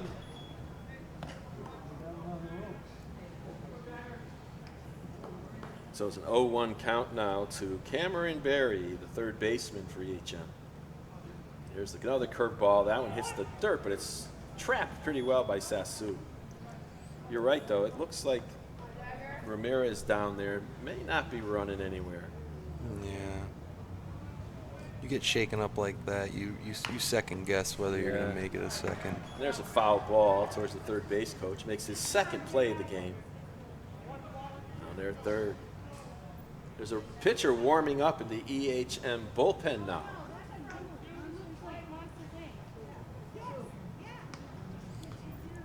Looks like number 9. There's a ground ball towards the third baseman. It's slow hit, though. They'll get one. Oh, did they get him there? No, they're saying he's off the bag. That's going to be an error on the third baseman for Bristol. And it ends up pushing the runner, Ramirez. He's safe at second. They're going to say he's off the bag at second. A wide throw. And what should have been a routine play turns into an error. Second error of the game for Bristol. To see if this one hurts. Brings up Julian Gonzalez, who tripled and singled. Not the guy you want to pitch. Looks like they're going to pinch run here. Yep. Looks like they're going to take out, or no, it says there's re-entry. So they're going to put the pinch runner number 1 out there for Ramirez. It's Jose Ortiz pinch running at second now. Now's the time to try to pick him off. You always want to try to pick off the pinch runner. Not a big lead, though. Here's the pitch. Curve, swing and a miss by Gonzalez. Gonzalez has been the big hitter today for this team. He's got 2 hits on the day. Stole a base. Got an RBI. Looks like EHM has Joey Maganano in the bullpen right now, Coach Riles. He's pitched 27 innings so far this season. There's a pop-up towards the second baseman, and he makes the easy one-handed grab. That was probably going to be called an infield fly anyway. Scored that one a P4, and just like that, there's 2 outs here in the top of the 5th. EHM holding on to that slim 4-2 lead. Brings up Evan Kirch. He's got a single and an RBI, stolen base, but he struck out his last time up. Duquette comes to the stretch. Another curve, and it goes right through the wickets to the backstop. That one looks like a pass ball. Yeah, it looked like some confusion there between the pitcher and the catcher. He didn't even drop there. Yeah, it was right under him. Now 2 runners in scoring position for Evan Kirch. And batter behind him has already gotten a hit as well today. Curve up high for ball 2. So Duquette been in and out of trouble with his pitch count now in the 80s somewhere.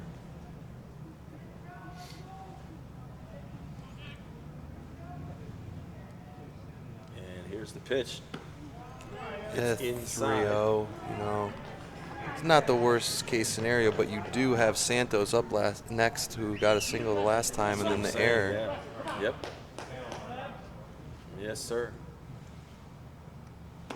There it is, ball 4. Looks like we might have a pitching change here. Yeah, you might bring out Workowski. That might be it. Well, let's see. Well, you don't see the DH walking out to the mound, so they're not making that decision yet. They're just going to talk it over. So bases are loaded here in the top of the 5th inning with 2 outs, and EHM holding on to a 4-2 lead, and up now is Pedro Santos, and as you said, Jim, he's got a single his last time up, and he hit the ball hard, and he scored a run and walked his first time up. Yeah, that was the one where the center fielder kind of misplayed it, made an error, and allowed him to advance to second. For EHM, they've got 4 runs on 6 hits, and they've committed 1 error. For Bristol, there are 2 runs, 4 hits, and 2 errors. And 1 this inning, which could be crucial here. Yeah, if you're Bristol, you need to get out of this inning right now to have a chance. Definitely. Definitely takes a little the wind out of the inning next inning when you're coming up to that bat, having that 3 or 4 run deficit. Yeah. Holding it to only 2 makes this game a lot closer. And here is the pitch now to Pedro Santos. Ooh, They move the picked. throw to pick by Got second. They him. get him. Yes, they picked him off. Wow. And what a way to get out of it. A pickoff of the runner on second base with the bases loaded. So just like that, Bristol gets out of it. Could that be the rally that Bristol needs? There's no runs on no hits. There was 1 error, and now there was 3 runners on base for EHM. We'll be right back with the bottom of the 5th. They're stretching here if you're a Bristol fan. After this message.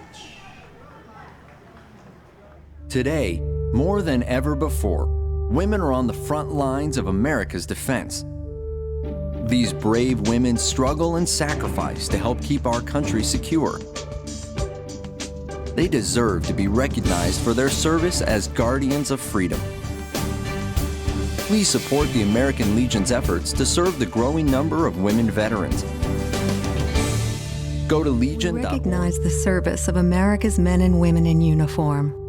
Let's also honor the families who sacrifice so much every day.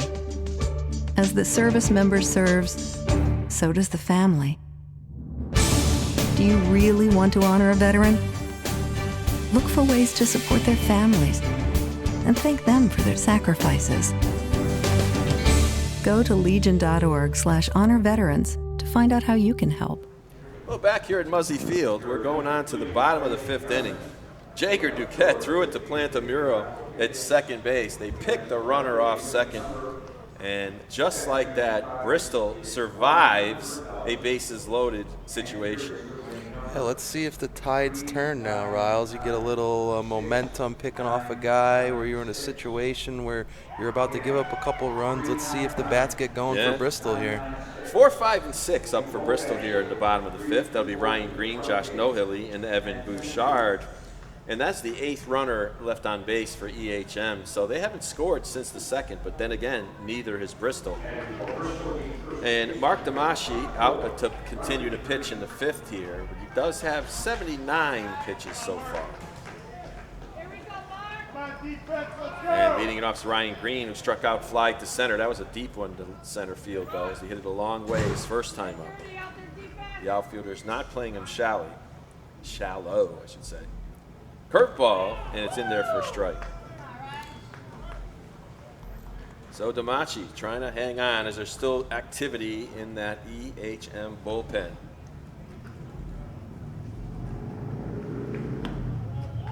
And there's ball 1 outside.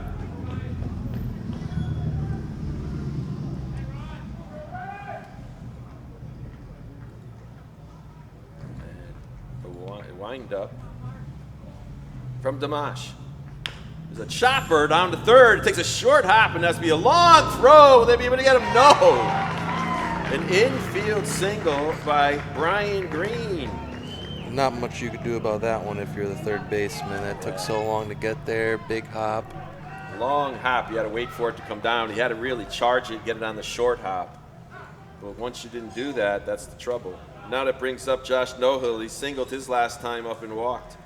You got to think there's going to be a big hole open here on the right-handed side with the lefty batting. Guy on first has to hold. Yep. They've been pitching him outside, though, so they've been making it hard for him to pull the ball. You might remember he got a base hit down the left field line, right, that blooped in. There's the he lays on bunt. the bunt, Left pass side. the Damashi bobbles the ball, and the runner's safe. They're going to call that a base hit on the bunt, and I'll tell you, there's where bunts come into play. The bunt base hit by Bristol. Small ball impacts the game. And there's nobody out. This could be the rally. Like And if they move runners over to second and third, should they bunt here, and you got Workowski coming up, who's got 2 hits on the game. You know, and if they, but then again, it'll be second and third. They'd have to try to pitch around them, pitch to the 8 and 9 batters. Yeah, if you're Bouchard right now hitting, you hit 2 pop-ups to right field. You want to hit the ball down and hard here. Gonzalez way up at first base. And he tried to run before he got it down. It's a foul. He was bunting. Rotating on the right side was EHM. Third baseman over there, Barry, was anchoring at the bag. So you do want to put the ball to the third base side. As Gonzalez way up, almost halfway to home plate. You just got to make sure you don't bunt it right back to the pitcher, the first baseman, because it doesn't look like there's much speed for Bristol on the bases right now. That's for sure. As he does, but it's really a short bunt. They'll have only one play to go. They do make it. It's actually Julian Gonzalez made that play about what? 6 feet from home plate? Yeah. I'm surprised the catcher didn't make a play at that. So score that one a 3-4, absolutely. And now the runners are second and third, and Warkowski comes up to the plate. And the infielders now, the question, let's see where they play him. And it looks like they're going to move up on the edge of the grass. They walk him intentionally. They walk him intentionally, so now they'll load the bases. Now, you could have a suicide squeeze here. You never know. Even with the bases loaded, you could try it. But an intentional walk to Warkowski, who's 2 for 2 on the day. Not a bad move. Then you take your shot with the 8 and 9 hitters. DiLoretto's batting .275 on the year. Let's look for ribbies. He only has 6. So there's going to be a pinch runner now for Warkowski. And that's going to be number 11 for Bristol. Do you have his name, Jim? Number 1? No, 11. Number 11 He's pinch is running now for Warkowski. Loretti. Yep. And now way up on the grass, the first baseman still. Swing and a miss. He wasn't bunting. DiLoretto, who got hit by a pitch and struck out, went after that first pitch. They're up on the corners. Middle infielders are back at double play depth. Damashi from the stretch. Kicks and deals. Swing and a miss. He just blew it by him. Yeah, looks like he's pulling his head out there the last 2 swings. You got to wonder if maybe they suicide squeeze. Can't do it now because it's going to be a double play and end the inning. But you have to wonder. Maybe the coach, I'm sure Coach LaPenta knows exactly what his players can do. There's a pop-up foul out of play, so DiLoretto stays alive. Definitely. Yep. Count remains at 0-2.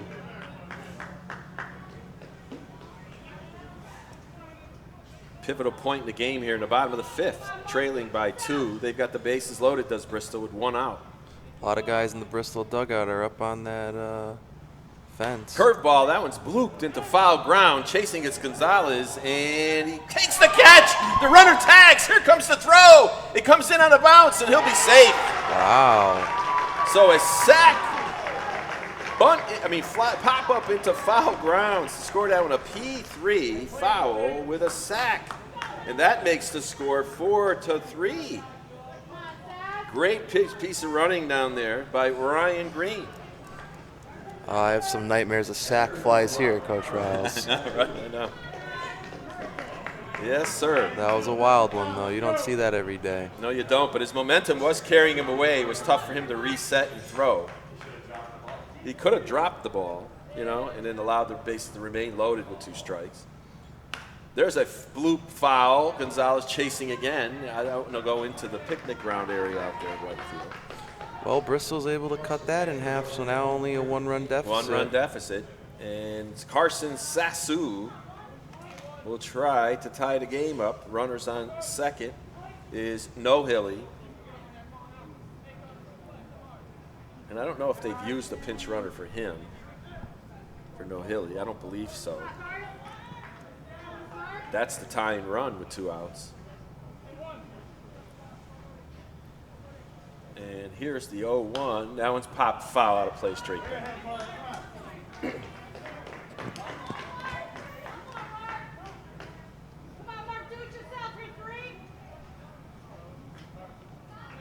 So DeMonch trying to get out of it. He's 0-2 now on Carson Sassu. This is right where you want to be if you're the pitcher. There's a chopper down between, so the second baseman. He one-hands, underhands it, and they make the play. So Sassu goes out 4-3, and Damashi gets out of his trouble. For Bristol here in the bottom of the fifth, they get one run on 2 hits.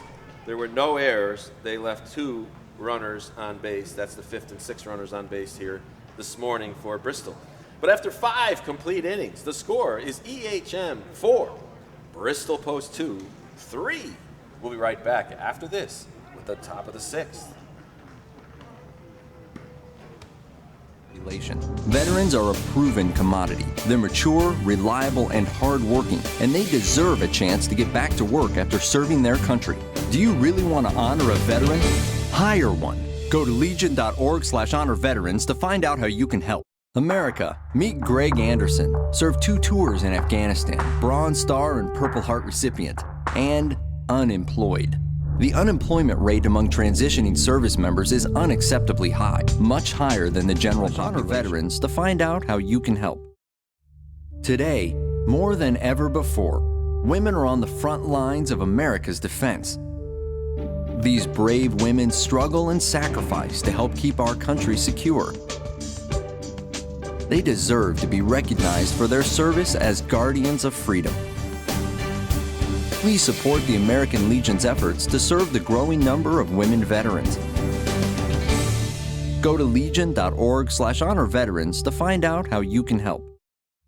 Today, those 2 twins played on the team. Back here at Muzzy Field, we've got a good one.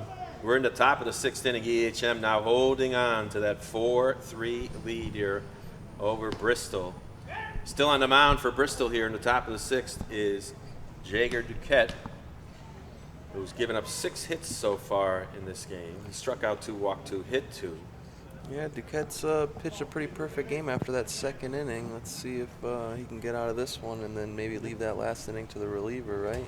Yep. We've got a score here that Hamden has defeated Greenwich by a score of 3-1. No word yet up there from Simsbury.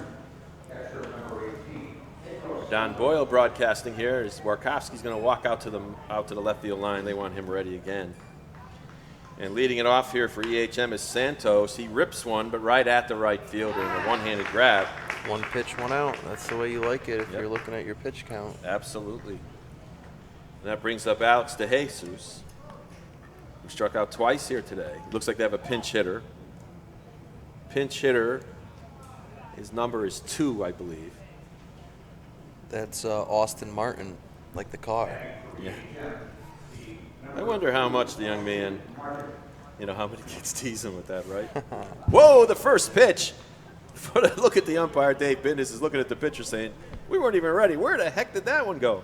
Because that one flew to the backstop. It was a no pitch, too. It's like that one went flying over everybody's head. Martin, the lefty, he has 4 hits through 11 games. Yep, and the first pitch to Martin. Strike 1 called. That curveball still working for Duquette. Yeah. You like that definitive call by an umpire? Do you like when they really scream it out? Or makes it interesting. Yeah. Curveball chopped towards the first baseman. That's a tough play, and it's a fair ball. Couldn't be 2. They're arguing foul, but hey, tell you, here he goes. He's going to second. He's going to hold at second, and that's going to be a double. A leadoff double down the right field line. Green thought it was foul. Well, hey, talk about definitive calls. That umpire called that right away. It wasn't like there was any discrepancy if he called it fair or foul. That was a fair ball, I think. Green thought it was foul, but I think he was sort of arguing after he didn't make the play. Yeah. That's what it looked like to me. And out comes Coach Lepentas. He knows what this means, is that they got the top of the order now for EH, and that would be their 4th time around, or actually, the 4th time around for the hitters now. And that's going to be all for Jaeger Duquette. And we'll be right back with the name of the Bristol new pitcher right after this. The American Legion honors our newest generation of warriors and veterans.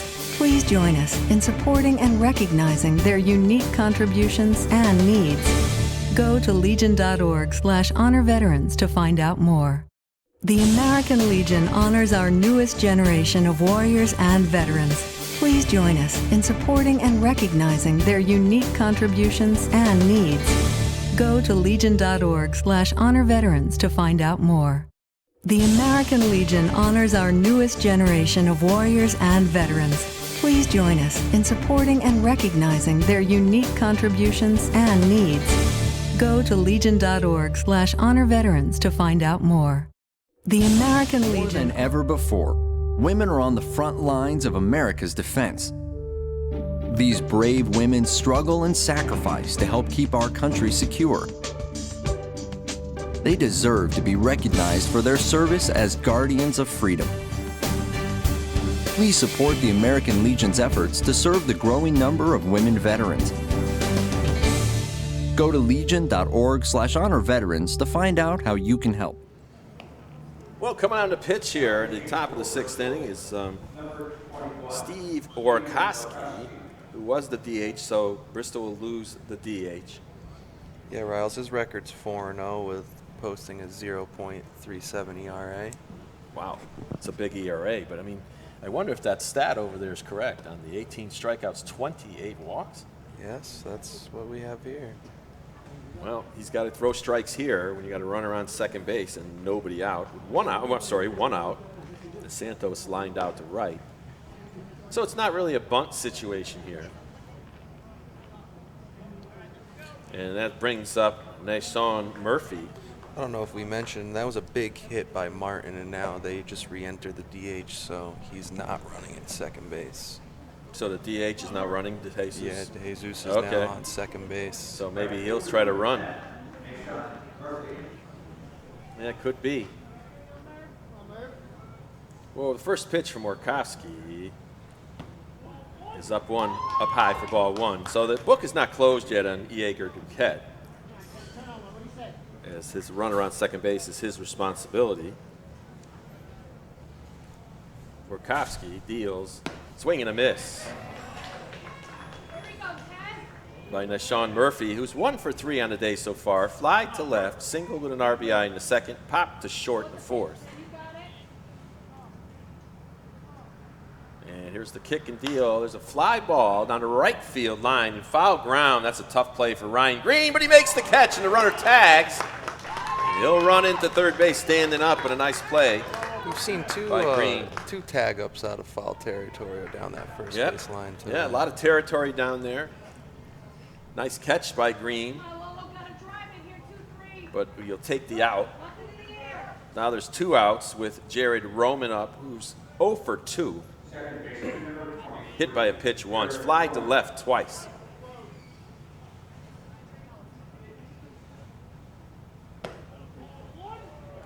Ball up high. Well, you know, the thing is, a guy who's 90 feet away, I'll take that. You want that, you know, to get a guy 90 feet away. Because there's so many ways you can score from third, even with 2 outs. You know. Now it forces that pitcher not to throw a ball to the backstop. Way inside. Ball 2. Hard fastball, but there he clipped the arm of Roman. 2-0. Jared Roman. On deck is Janiel Ramirez. I think Roman's looking for a ball to hit. Whoa, it almost hit him. 3-0. Yeah, I know. He's looking for a ball to hit, you would think, but can't hit that one. Now 3-0, you got to think he's taking this with You never know. 3 wild pitches. Way outside, ball 4. 4 pitches, 4 balls. Yep. Janiel Ramirez, see if he takes the first pitch with that walk. See what they do first and third. Bristol has to make that first and third call, what they're going to do. You don't want that runner to score no matter what, especially with 2 outs. Ramirez was the one that was hitting the foot that last inning. That was him? Yeah? Yeah. Okay. Yep, you're right. They brought in the pinch runner, so I wonder if it's still Smarty. As he steps into the batter's box, about a couple inches further outside the box than he did last time, right? Yeah. First pitch, the runner doesn't go, and that's a strike. Ooh, he looked a little confused there. He was about to pull the trigger and then saw Yeah. that curveball coming right Changed his at mind. him. He might get a steal here. And there's the pitch. Hard fastball away. 1-1. Well, the coach at the third base box not doing any signs, so I don't think he is stealing. You know why? Because he wants to leave the hole maybe between first and second, 2 outs. Yeah, maybe you're right. Maybe he thinks the batter's a pull hitter. And looks like he wants to get something else out of the dugout as Ramirez walks towards the dugout. Maybe he's looking for the pine tar. Could be. You don't know. What's he looking for?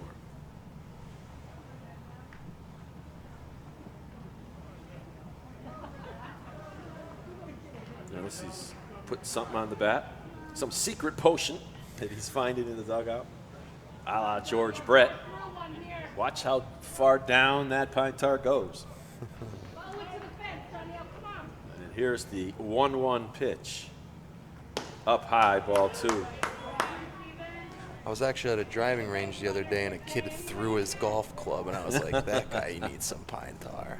Yeah. Use some sticky spray or something. I think they're running them now, 2-1 maybe. Nope, they're not. Whoa, there goes the bat. So much for the pine tar. Whatever he put on the bat didn't work. Because that bat got flung right into the backstop. It's 2 balls, 2 strikes. And that's why we have nets behind the backstop. Yeah. You got to wonder what the heck is on the bat, right? That makes it so slippery. Well, you know, it's that hot weather right now. Maybe. Even so, just take the gloves off and use your bare fists, He's right? going back to the dugout. He wants more of it, and the Bristol fans are none too happy about this. He wants his pine tar rag again. Yeah, if you're a pitcher, this has got to be a little upsetting because he's changing up your mojo. This is going to be the second time that Or Ramirez he's getting went new back. batting gloves. Who knows? Now, if I was Coach LaPenta, I'd walk out and check the bat. Right? Right? Let's go out and check that bat. What's wrong with it? What did he put on it? There's a foul ball left side. Well, that was obviously a better cut than the last one. Yes. 2 balls, 2 strikes, 2 outs here in the top of the 6th inning. Score EHM 4, Bristol 3. The EHM trying to extend that lead. Runners at first and third. The runner goes, swing and a miss, strike 3. No need to throw it down. Don't waste your arm. No runs, 1 hit, no errors. So the pine tar doesn't work. 2 runners left on base for EHM. We're going to go to the bottom of the 6th inning. Can Bristol tie it or take the lead? They're trail it by 1, 4-3. We'll be right back after these important messages. Stay tuned.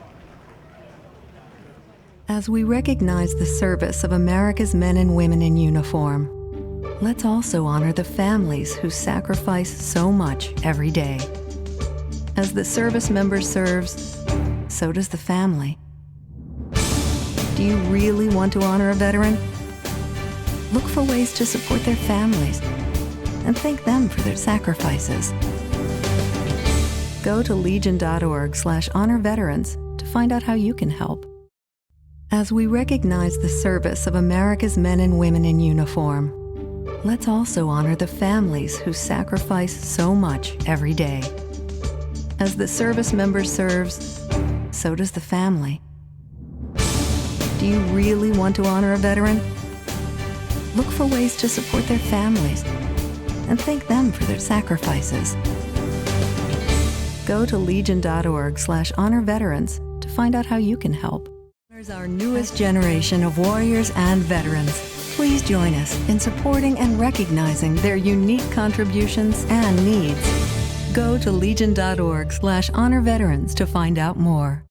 The American Legion honors our newest generation of warriors and veterans. Please join us in supporting and recognizing their unique contributions and needs. Go to legion.org/honor-veterans to find out more. The American Legion. All right, back here at Bristol's Muzzy Field, we move on to the bottom of the 6th inning. And for Bristol, they're going to have the top of the order up. So you would think if they're going to do it, they have to do it now. Noah Plantamuro steps up, walked, and grounded to second twice.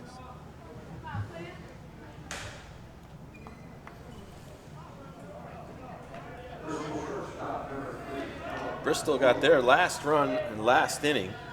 They scored 2 in the second. And there's the first pitch is ball 1 from Mark Damashi, still out there. Plantamaro's due. He has the most hits on Bristol's lineup. Yep. 23. He's batting .329. And Plantamiro thought it was low. Uh-oh. The umpires say, wait a minute, get back in the box.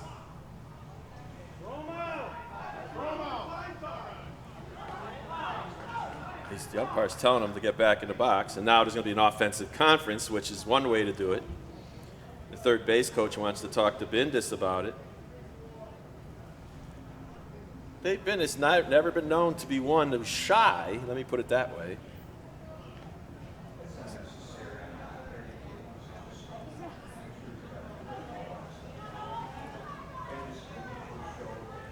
Yep, so getting back into the box with a 1-1 count is Plantamiro thought the second pitch was a ball, but there is no rule about leaving the box, though, is there? Well, this is, they go by major league rules here, so you can. It's not like high school. I know in the Little League level now they actually have a rule to speed up the game that the kid cannot leave the box. He has to have at least 1 foot in the box. Yeah, well, that's actually the high school rule. Is it? It's actually the rule. They just don't enforce it. Yep. Yeah, that's the Federation rule. There's a foul ball out of play, so it's 2-2 now. In Federation rules, you have to keep 1 foot in the box. But they don't really enforce it that much unless you really make a pest of you're yourself, taking I your guess. time. And here's the 2-2. There's a fly ball to right field. And getting under it is Nashawn Murphy. He makes the two-handed catch. Murphy out there today. That's his 4th put out there in right field. Brings up Corey Fredette as he flied to right, singled an RBI in the second inning, walked in the 4th inning. He's been on base 2 out of the 3 times he's been up here this morning. And here's the first pitch, swinging and a miss. Chased another low outside pitch. Yeah, Bristol's starting to run out of time here. They're going to need some runners on if they want to. Yeah, they want to stay in the winner's bracket, I guess. What should we call it, the upper bracket? There's a high fly to center field. That ball was hit well. Chasing it, though, is the out center fielder. Hit it a long way. I tell you, in any other ballpark, that was probably a home run. Yeah, Ramirez, he got a good jump on that. Doesn't look like you're beating him today. Yeah, but that ball went a long way when you think about the fact that it's 405 in straight center field. And in a lot of ballparks in Connecticut, that would have been out. And that brings up Matt Goulet, who's 0 for 3 on the day, but he did get on his first time up on a ground ball error. Curveball was low for a ball.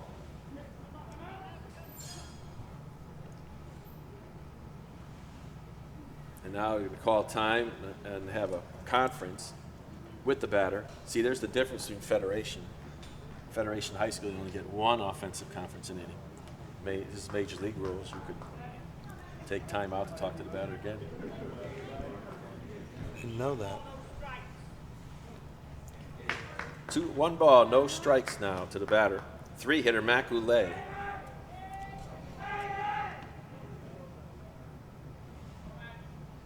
Curveball's in there for a strike.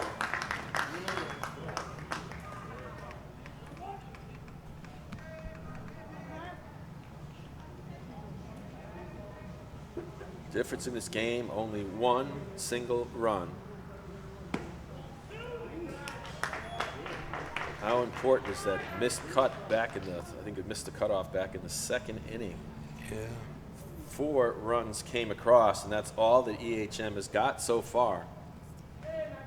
As Duquette has kept them close, and so did Warkowski. Now, big cut that time by Goulet. It's now 2-2.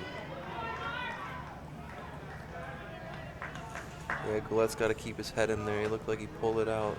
Trying to do a little too much. Just got to get that bat on the ball here. It's just too big of a ballpark to try to hit it into a gap. Plus, they're playing no doubles defense right now. They're way deep out there, especially the left fielder. There is a bloop off to the shortstop. Will he get to it? Yes, as the ball didn't have enough speed on it. And just like that, Mac Goulet is out. So Bristol goes down 1-2-3 here in the 6th inning. We'll be right back with the top of the 7th inning here from Muzzy Field in Bristol, Connecticut, with the score remaining EHM 4, Bristol 3. Life in the military is one of service and sacrifice. And for some, that sacrifice is more than many of us can imagine. Please join with the American Legion in recognizing and supporting our wounded warriors and their families. Let's not allow them to be forgotten and left to fend for themselves. They deserve more. Sometimes just thank you isn't enough. Go to legion.org/honor veterans to find out how you can help. Life in the military is one of... I never realized how much the American Legion did in our community until I was overseas and my family needed help. The Legion was there, taking care of things I couldn't, and they asked nothing in return. I guess it's because they know what I'm going through. They've been here before. And when I looked into it, I discovered that there was a way for me to continue to serve my fellow veterans and my community through the American Legion. That's why I joined. I never realized how much the American Legion did in our community until I was overseas and my family needed help. The Legion was there, taking care of things I couldn't, and they asked nothing in return. I guess it's because they know what I'm going through. They've been here before. And when I looked into it, I discovered that there was a way for me to continue to serve my fellow veterans and my community through the American Legion. That's why I joined. Well, back here at Muzzy Field, we're starting the 7th inning. Leading it off for EHM is Alessio Presamarita, who's 0 for 3 on the day. There's a high fly to deep left field. That's going to be chasing it, making a great one-handed catch is Alex DiLoretto. That ball was hit a long, long way. DiLoretto just ran it down and made the outstretched catch. So Presamarita certainly thinks he was robbed. Brings up Cameron Berry. So far in this game, it's been 4 runs, 7 hits, 1 error for EHM. For Bristol, they had 3, 6, and 2. They're swinging a miss now to Cameron Berry, who's 1 for 3, scored a run back in the 2nd inning. And that 4th inning's where EHM got all their offense, is Cameron Berry started it all off with a single with 1 out. Steve Warkowski on the mound now in relief of Duquette. Duquette's book is closed, so to speak. 7 hits, 2 strikeouts, 2 walks, and 2 hit batters. There's the 1-1 now to Berry. And that's fouled away. So it's 1-2. Well, so far, Jim, who would you call the star of the game? If it ends right here and it's EHM, right here, I would say you're going to have to go with the guy at the plate right now, Berry, right? Berry's on base twice, singled, or Julian Gonzalez with the triple, single, stolen base. He got an RBI. Kirsch got an RBI in the 2nd inning, and so did Nashawn Murphy. So kind of split up a little bit. 4 different players who've been the stars for their team so far, but you got to give a lot of credit to Mark Damashi as well. There's a high fly to right field. That's trouble. That's going to be over the head of Nohilly. He grabs it. That's going to be a stand-up double for Cameron Berry. Well, you may be right, Jim. You said Cameron Berry, maybe the star of the game, and he just gets a double with 1 out here. He's definitely been hitting the ball all over the place. Started up that first rally going. Yeah. Let's see if they can get an insurance run here with 1 out. Yep, Julian Gonzalez, who tripled, singled, popped the 2nd. He's the one that hit that ball over the left fielder's head his first time up. You definitely don't want to go into the next inning as EHM. You're going to probably be switching the pitcher unless. Yep, curveball in there for a strike. Well, looking ahead to Bristol, they'll have Ryan Green, Josh Nohilly, and Evan Bouchard coming up. That's 4, 5, 6 coming up in the bottom of the 7th of this 7-inning game. Yeah, you definitely, if you're a pitcher, don't want to see Ryan Green coming up to the leadoff. Way inside, it hits him. is that one was way inside. Looks like hit him in the front shoulder. I don't know what that was all about between the home plate umpire and the guy. But he gets hit by a pitch. That is the 6th freebie of the game for the Bristol pitchers, and out comes Coach Jerry LaPinta. And, you just can't have more runners on base with 1 out. Brings up Evan Kirch, who singled and got an RBI, struck out and walked. So it's been that kind of game here today. For EHM, they got all of their runs in the 2nd inning. For Bristol, they got 2 in the 2nd, 1 in the 5th. Yeah, if you're Workowski now, you got to bear down. You got to throw some low pitches here, try to get a ground ball and get out of this inning. Yeah, looking ahead for Bristol's offense, they got the second batter next inning is Josh Nohely, who's got 2 hits on the day. And Ryan Green got a single his last time up. There's a pop-up in foul ground, and shading his eyes is Green, and he makes the catch, and nobody advances. Nice play by Ryan Green. What is it with the pop fouls here today, Jim? We've seen a lot of them today. That's not the way you want to be putting the ball in play when you're a batter. You want to always be putting it in play, not foul. Yep. Pedro Santos will step up to the box now. He walked, singled, lined out to right field, scored his first time up after he walked. He's the one who got that solid single back in the 4th inning that was misplayed. Yeah, Santos was also left at the plate without a pitch when they picked off at second, too. Yes, yes. Good point. Here's the 0-0. In there for strike 1. So they got Gonzalez at first, Barry at second. And this just finished warming up as the relief pitcher, I would imagine. I think that could be that Damashi's reached his pitch count. Way inside, hits another batter. A curveball.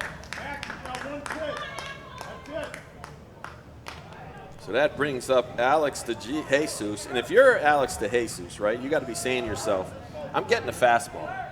Because the 2 pitches that have hit the batters have been curveballs, right? I think. Yep. At least the last one was. Looks like Workowski has hit 5 guys previously. So. Yeah. Well, the thing is, you spot that number of walks he's had is the thing. He swings at the first pitch and pops it up. DeJesus, you can see, was going to go after it. He struck out twice here today. He wants to put the ball in play. But the bases are loaded here. Bristol trying to stop this rally from happening at all. I mean, they started all off with an out, but then Cameron Barry got a double. 2 hit batters. Nice that he got that first strike, though. It'll help him out here. Yeah. There's ball 1. And what did we say on the year so far? He has 28 walks. Yeah, he does. So combined with the 5 hit batters, that's about 33 bases that you're given. There's a ball up high. It's 2-1. Workowski still from the stretch. 2-1 now. And the outfielder's playing rather shallow, especially the right fielder, Nohely. There's a pop-up in the infield. And calling it is Plantamuro, and he makes the catch. So Workowski bends, but he doesn't break as he gets out of it. And that's no runs on 1 hit, no errors. Another 3 runners left on base. We'll have to see for if Bristol EHM. Can they do it? Stay tuned. They trail by 1. Here's our newest generation of warriors and veterans. Please join us in supporting and recognizing their unique contributions and needs. Go to legion.org/honor veterans to find out more. The American Legion honors the service of America's men and women in uniform. Let's also honor the families who sacrifice so much every day. As the service member serves, so does the family. Do you really want to honor a veteran? Look for ways to support their families and thank them for their sacrifices. Go to legion.org/honor veterans to find out how you can help. The American Legion, we're a powerful force for the nation. We're patriots through and through. We believe in our flag and all that it stands for. Our Constitution, our Pledge of Allegiance, our way of life are all fundamental to maintaining our freedom and the standing that we have as the greatest country on earth. We promote and defend these values every day in communities across the nation. Go to legion.org to find out more about the American Legion's commitment of service to America. Well, back here at Muzzy Field, this is the last chance for Bristol Post 2 to try to tie the game or win it. Here in the bottom of the 7th inning, they trail it by the slim score of 4-3. Leading it off here would be Ryan Green. Ryan got a base hit his last time up, scored a run, and he's 1 for 3 on the day, struck out and flied out to center. New pitcher on the mound for EHM, that's Joey Magnano. Yeah, that's correct, Riles. He's got a 27 innings pitched this year. He's only given up 17 hits, which is actually less than the guy that we had start, or no, 2 more than the last guy that we had. He does have 11 walks. So. Well, if you're Bristol, you got to have a couple of pinch runners getting ready, because Green and Nohilly are probably not base stealers. He definitely does not have the strikeout power that Damachi had, though. Damachi had 31 strikeouts in the season. This guy only has 3. Okay, looks like a tall, lanky pitcher. Looks like he throws pretty hard. Tall pitcher just about ready to go. And Ryan Green, Josh Nohilly, and Evan Bouchard will try to get Bristol 1 run at least, and maybe 2. And Bristol has done it this year. I've seen them do it. They come back in the late innings to win the game and leave teams on the field. They're not 18-6 in their zone for nothing. Ryan Green, the All-State player from St. Paul High School, veteran of this team. There's still some more activity in the EHM bullpen, just in case. And if you're Ryan Green, do you take that first pitch, or do you go after it? No way, Riles. You're going to be aggressive here. You got to get on. Yep. If it was more than 2 or 3 runs, I'd say you take till you get a strike. But 1-run game, you got to be aggressive here. Yes, sir. Looks like EHM has number 14 warming up in the bullpen, Nathan Hart. Okay. And here's the first pitch to Green. Fastball up high, ball 1. Green looks at that bat, steps back in. Actually playing him straight away, fairly deep, is Evan Kirsch and Janiel Ramirez. Ball 2, that one's inside. Right field, and Sean Murphy over at third, Cameron Berry. Alessio Presa-Marita has been there the entire game, as has Jared Roman and Julian Gonzalez over there first. Roman in second. Behind the dish, doing a great job, is Pedro Santos. All day long, he's been doing a good job behind the plate, keeping his pitchers calm. Here's the 2-0 pitch to Green. Right down the middle, split it. Green looks like it was taken all the way. And it's 2-1.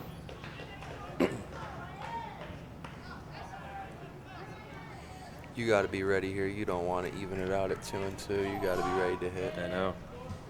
And here's the pitch. Does chase it, and he fouls it off. That one makes it all the way to a house across the street on Muzzy Street. Missed the car. As it rolls down that road over there. So it's the Barnes Street over there to our right. Here's the 2-2 delivery now from Magnano. Inside is blooped. It's off the glove of Magnano. Green, not a quick runner, but he's hustling. He doesn't make the play. The ball gets away. Green now trotting down to second base. Bristol they're going to call it a single and an error on the pitcher on the throw. What a sequence of events. It goes off his glove and just sort of rolls away from him. Green, not a speedy runner, was hustling down to first, but now he's on second. That's going to be a pinch runner. Yeah, Riles, you definitely want to get that speed over at second. Well, either that or just having an offensive conference. It might be. They're going to talk about the bunt here, perhaps, but Nohilly is 2 for 2 with that. So let's see how the defense plays this for EHM. It doesn't look like they're going to pinch run him. It's only the second error of the game for EHM. They're now tied up at Bristol at 2. Yeah, think about Maganello right now. You know, you come in, first batter hits it right to you. You got to be ready to play defense when you're a pitcher. Yep. Now they are going to have a pinch runner for Green. They're looking in that dugout somewhere. Somebody's got to come out. Do we hear a score to Trumbull 1? Trumbull 3, Meriden 1.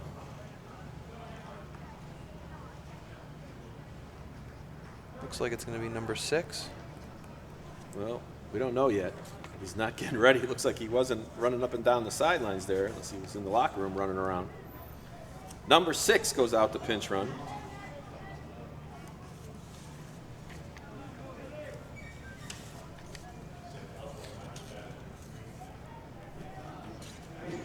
Bristol number 6, Joe Maglio. So you'd say Joe Maglio? Yeah. Joe Maglio pinch running. Way up, I tell you, it's Julian Gonzalez. You're taking your life in your hands there with that big lefty up at the plate. And he does show bunt. Way up high, ball 1. With some speed. He's got 3 stolen bases with only 4 at-bats. So when he's on, he's running. I tell you, what a time for a fake bunt slash to the right side. There's the second baseman running the first, and Gonzalez way up, and there's nobody to field that ball if he ever hits it at him. So he shows bunt very, very early. Now he pulls back. Now he shows bunt again inside, but they're calling it a strike on the inside part of the plate. So it's 1-1 now to Nahili. And it looks like they're going to bunt again. And here's the 1-1 delivery. Gonzalez way up the first baseline. He does show bunt. Bunts it to the left side. Gonzalez runs over. He can't get it at first. And he's going to be safe.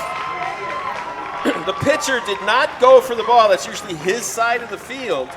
Yeah, Gonzalez had to baseman. run around and get it. Now you have a bunt single and runners at first and third and nobody out. See if they have a pinch runner for Nahili. And that's going to bring up Evan Bouchard, right, with fly to right twice and sacked on a bunt. At that time, Gonzalez literally was trying to field the ball between the mound and third base. Now, you asked who I thought was going to be the MVP. If Bristol ends up taking this over, you're going to have to look at Nahili with 3 singles and a walk. Oh, yeah, absolutely. That Yeah, was Nahili's a played a huge great bunt game. right there. Huge. And the thing is, with a left-handed batter aiming that way, you really got to wonder if the pitcher did not move off the rubber. So you would think he's got the right side of the or the left side of the field if you're facing the field, and the first baseman has the right side of the field. But Yeah.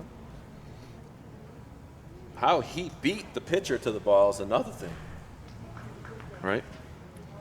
But in any event, we now have runners at first and third, nobody out, and only a 1-run game. That's why you always got to teach your pitchers whenever they're pitching, whenever they're warming up in the bullpen, always finish and get to that defensive position.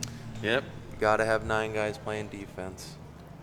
If I'm the coach from EHM right now, I'm really more worried about the runner on first. The likelihood of the runner on third scoring was very high. The likelihood of, he's the winning run over there at first Yeah, base. you definitely don't want to get a steal here and get this guy in running. They're back scoring at double play position. depth in the middle, which makes sense. There's a high fly to left field. It's deep enough to score a run. We should have a tie game. And here comes the throw, and it won't be a time, and Bristol ties it. So a sac fly by Evan Bouchard does it. At that time, the runner on third base, the pinch runner, had actually tagged up with his right foot on the bag, so he had his back to the field. And Coach LaPenta was, telling him to go. Yeah, you got to get a little release call there. Yeah, you want to tag up with your left foot normally when the ball's in the field. Brings up Warkowski with a runner on first, Nahili, now with 1 out, and the game tied. We got a little silver lining there, though. A sac fly to center field ties up the game here. Absolutely. The error is big. The error on the first baseman, on the pitcher with that first throw is big. Yep. And here's the 1-0 pitch now to Warkowski, the designated hitter, now pitcher. Swing and a miss. That one was right up in his eyes, and he chased it. Warkowski's 2 for 2 on the day, and he was intentionally walked his last time up. Scored a run back in the second. It's now 1 ball, 1 strike to him.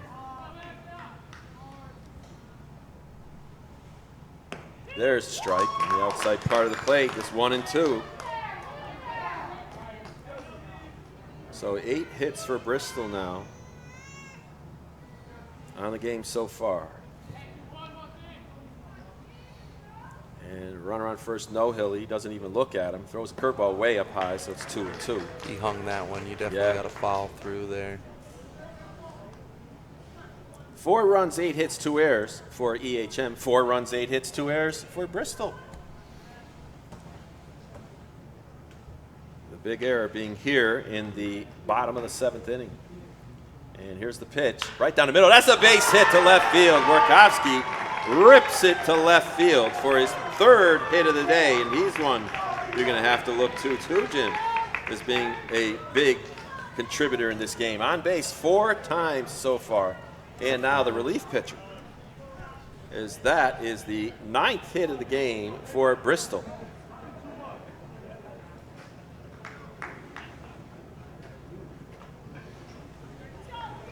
It's not been a good inning so far for Joey Magnano. As this inning started off with a base hit by Ryan Green on that little ball that bounced off his glove, and he picked it up and threw it away. Now the first baseman is up on the edge of the grass. Now he sort of moves and shifts a little bit. Swing and a miss. Why he's not playing behind the runner with 1 out is a little bit. Now he moves back behind the runner. It's like, why is he playing up with 1 out? Yeah. Now you want to cut off those little bloop singles to right field. It's 0-1 now to DiLoretto, who made a great catch the last inning. Fastball, this one's fouled off on a Muzzy Street. Winning run is at second base in the name of Ryan Green. Josh Nohilly at first with 1 out. Workowski, Green scored rather to tie it, or his pinch runner did.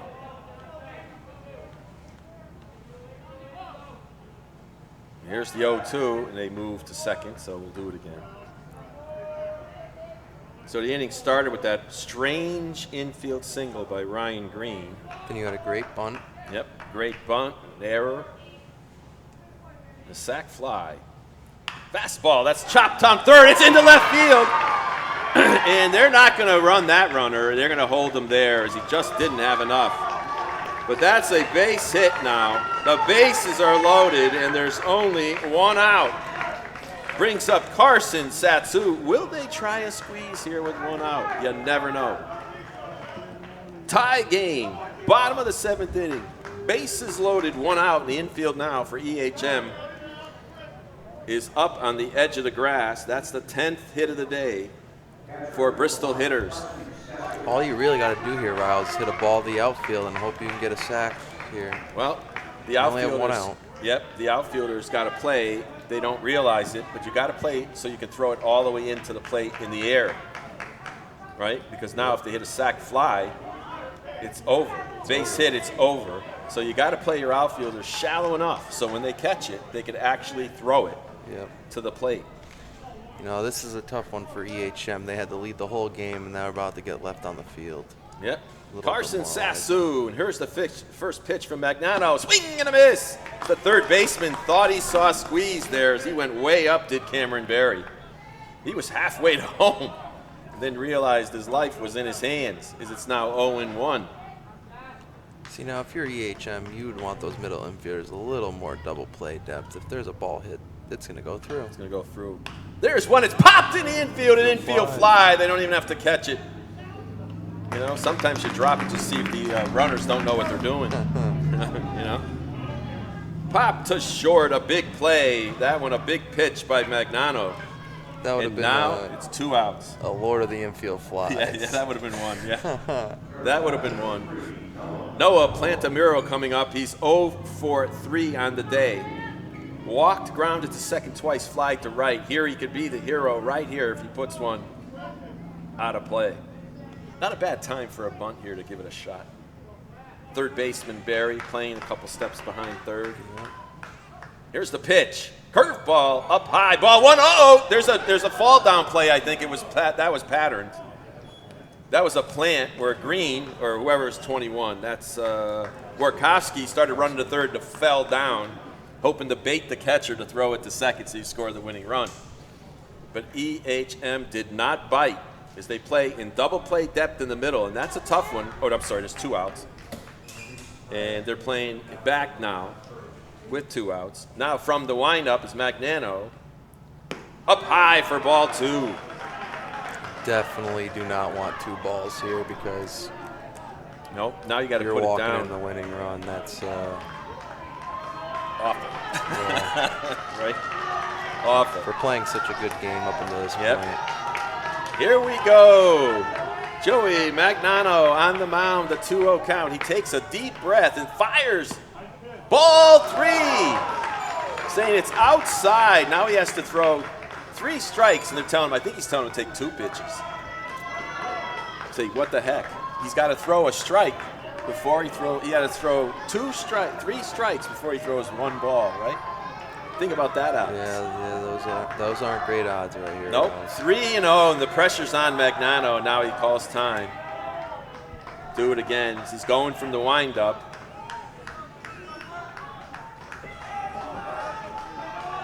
Bristol tried the fall down play. Didn't work, but here it is, 3-0 on the batter.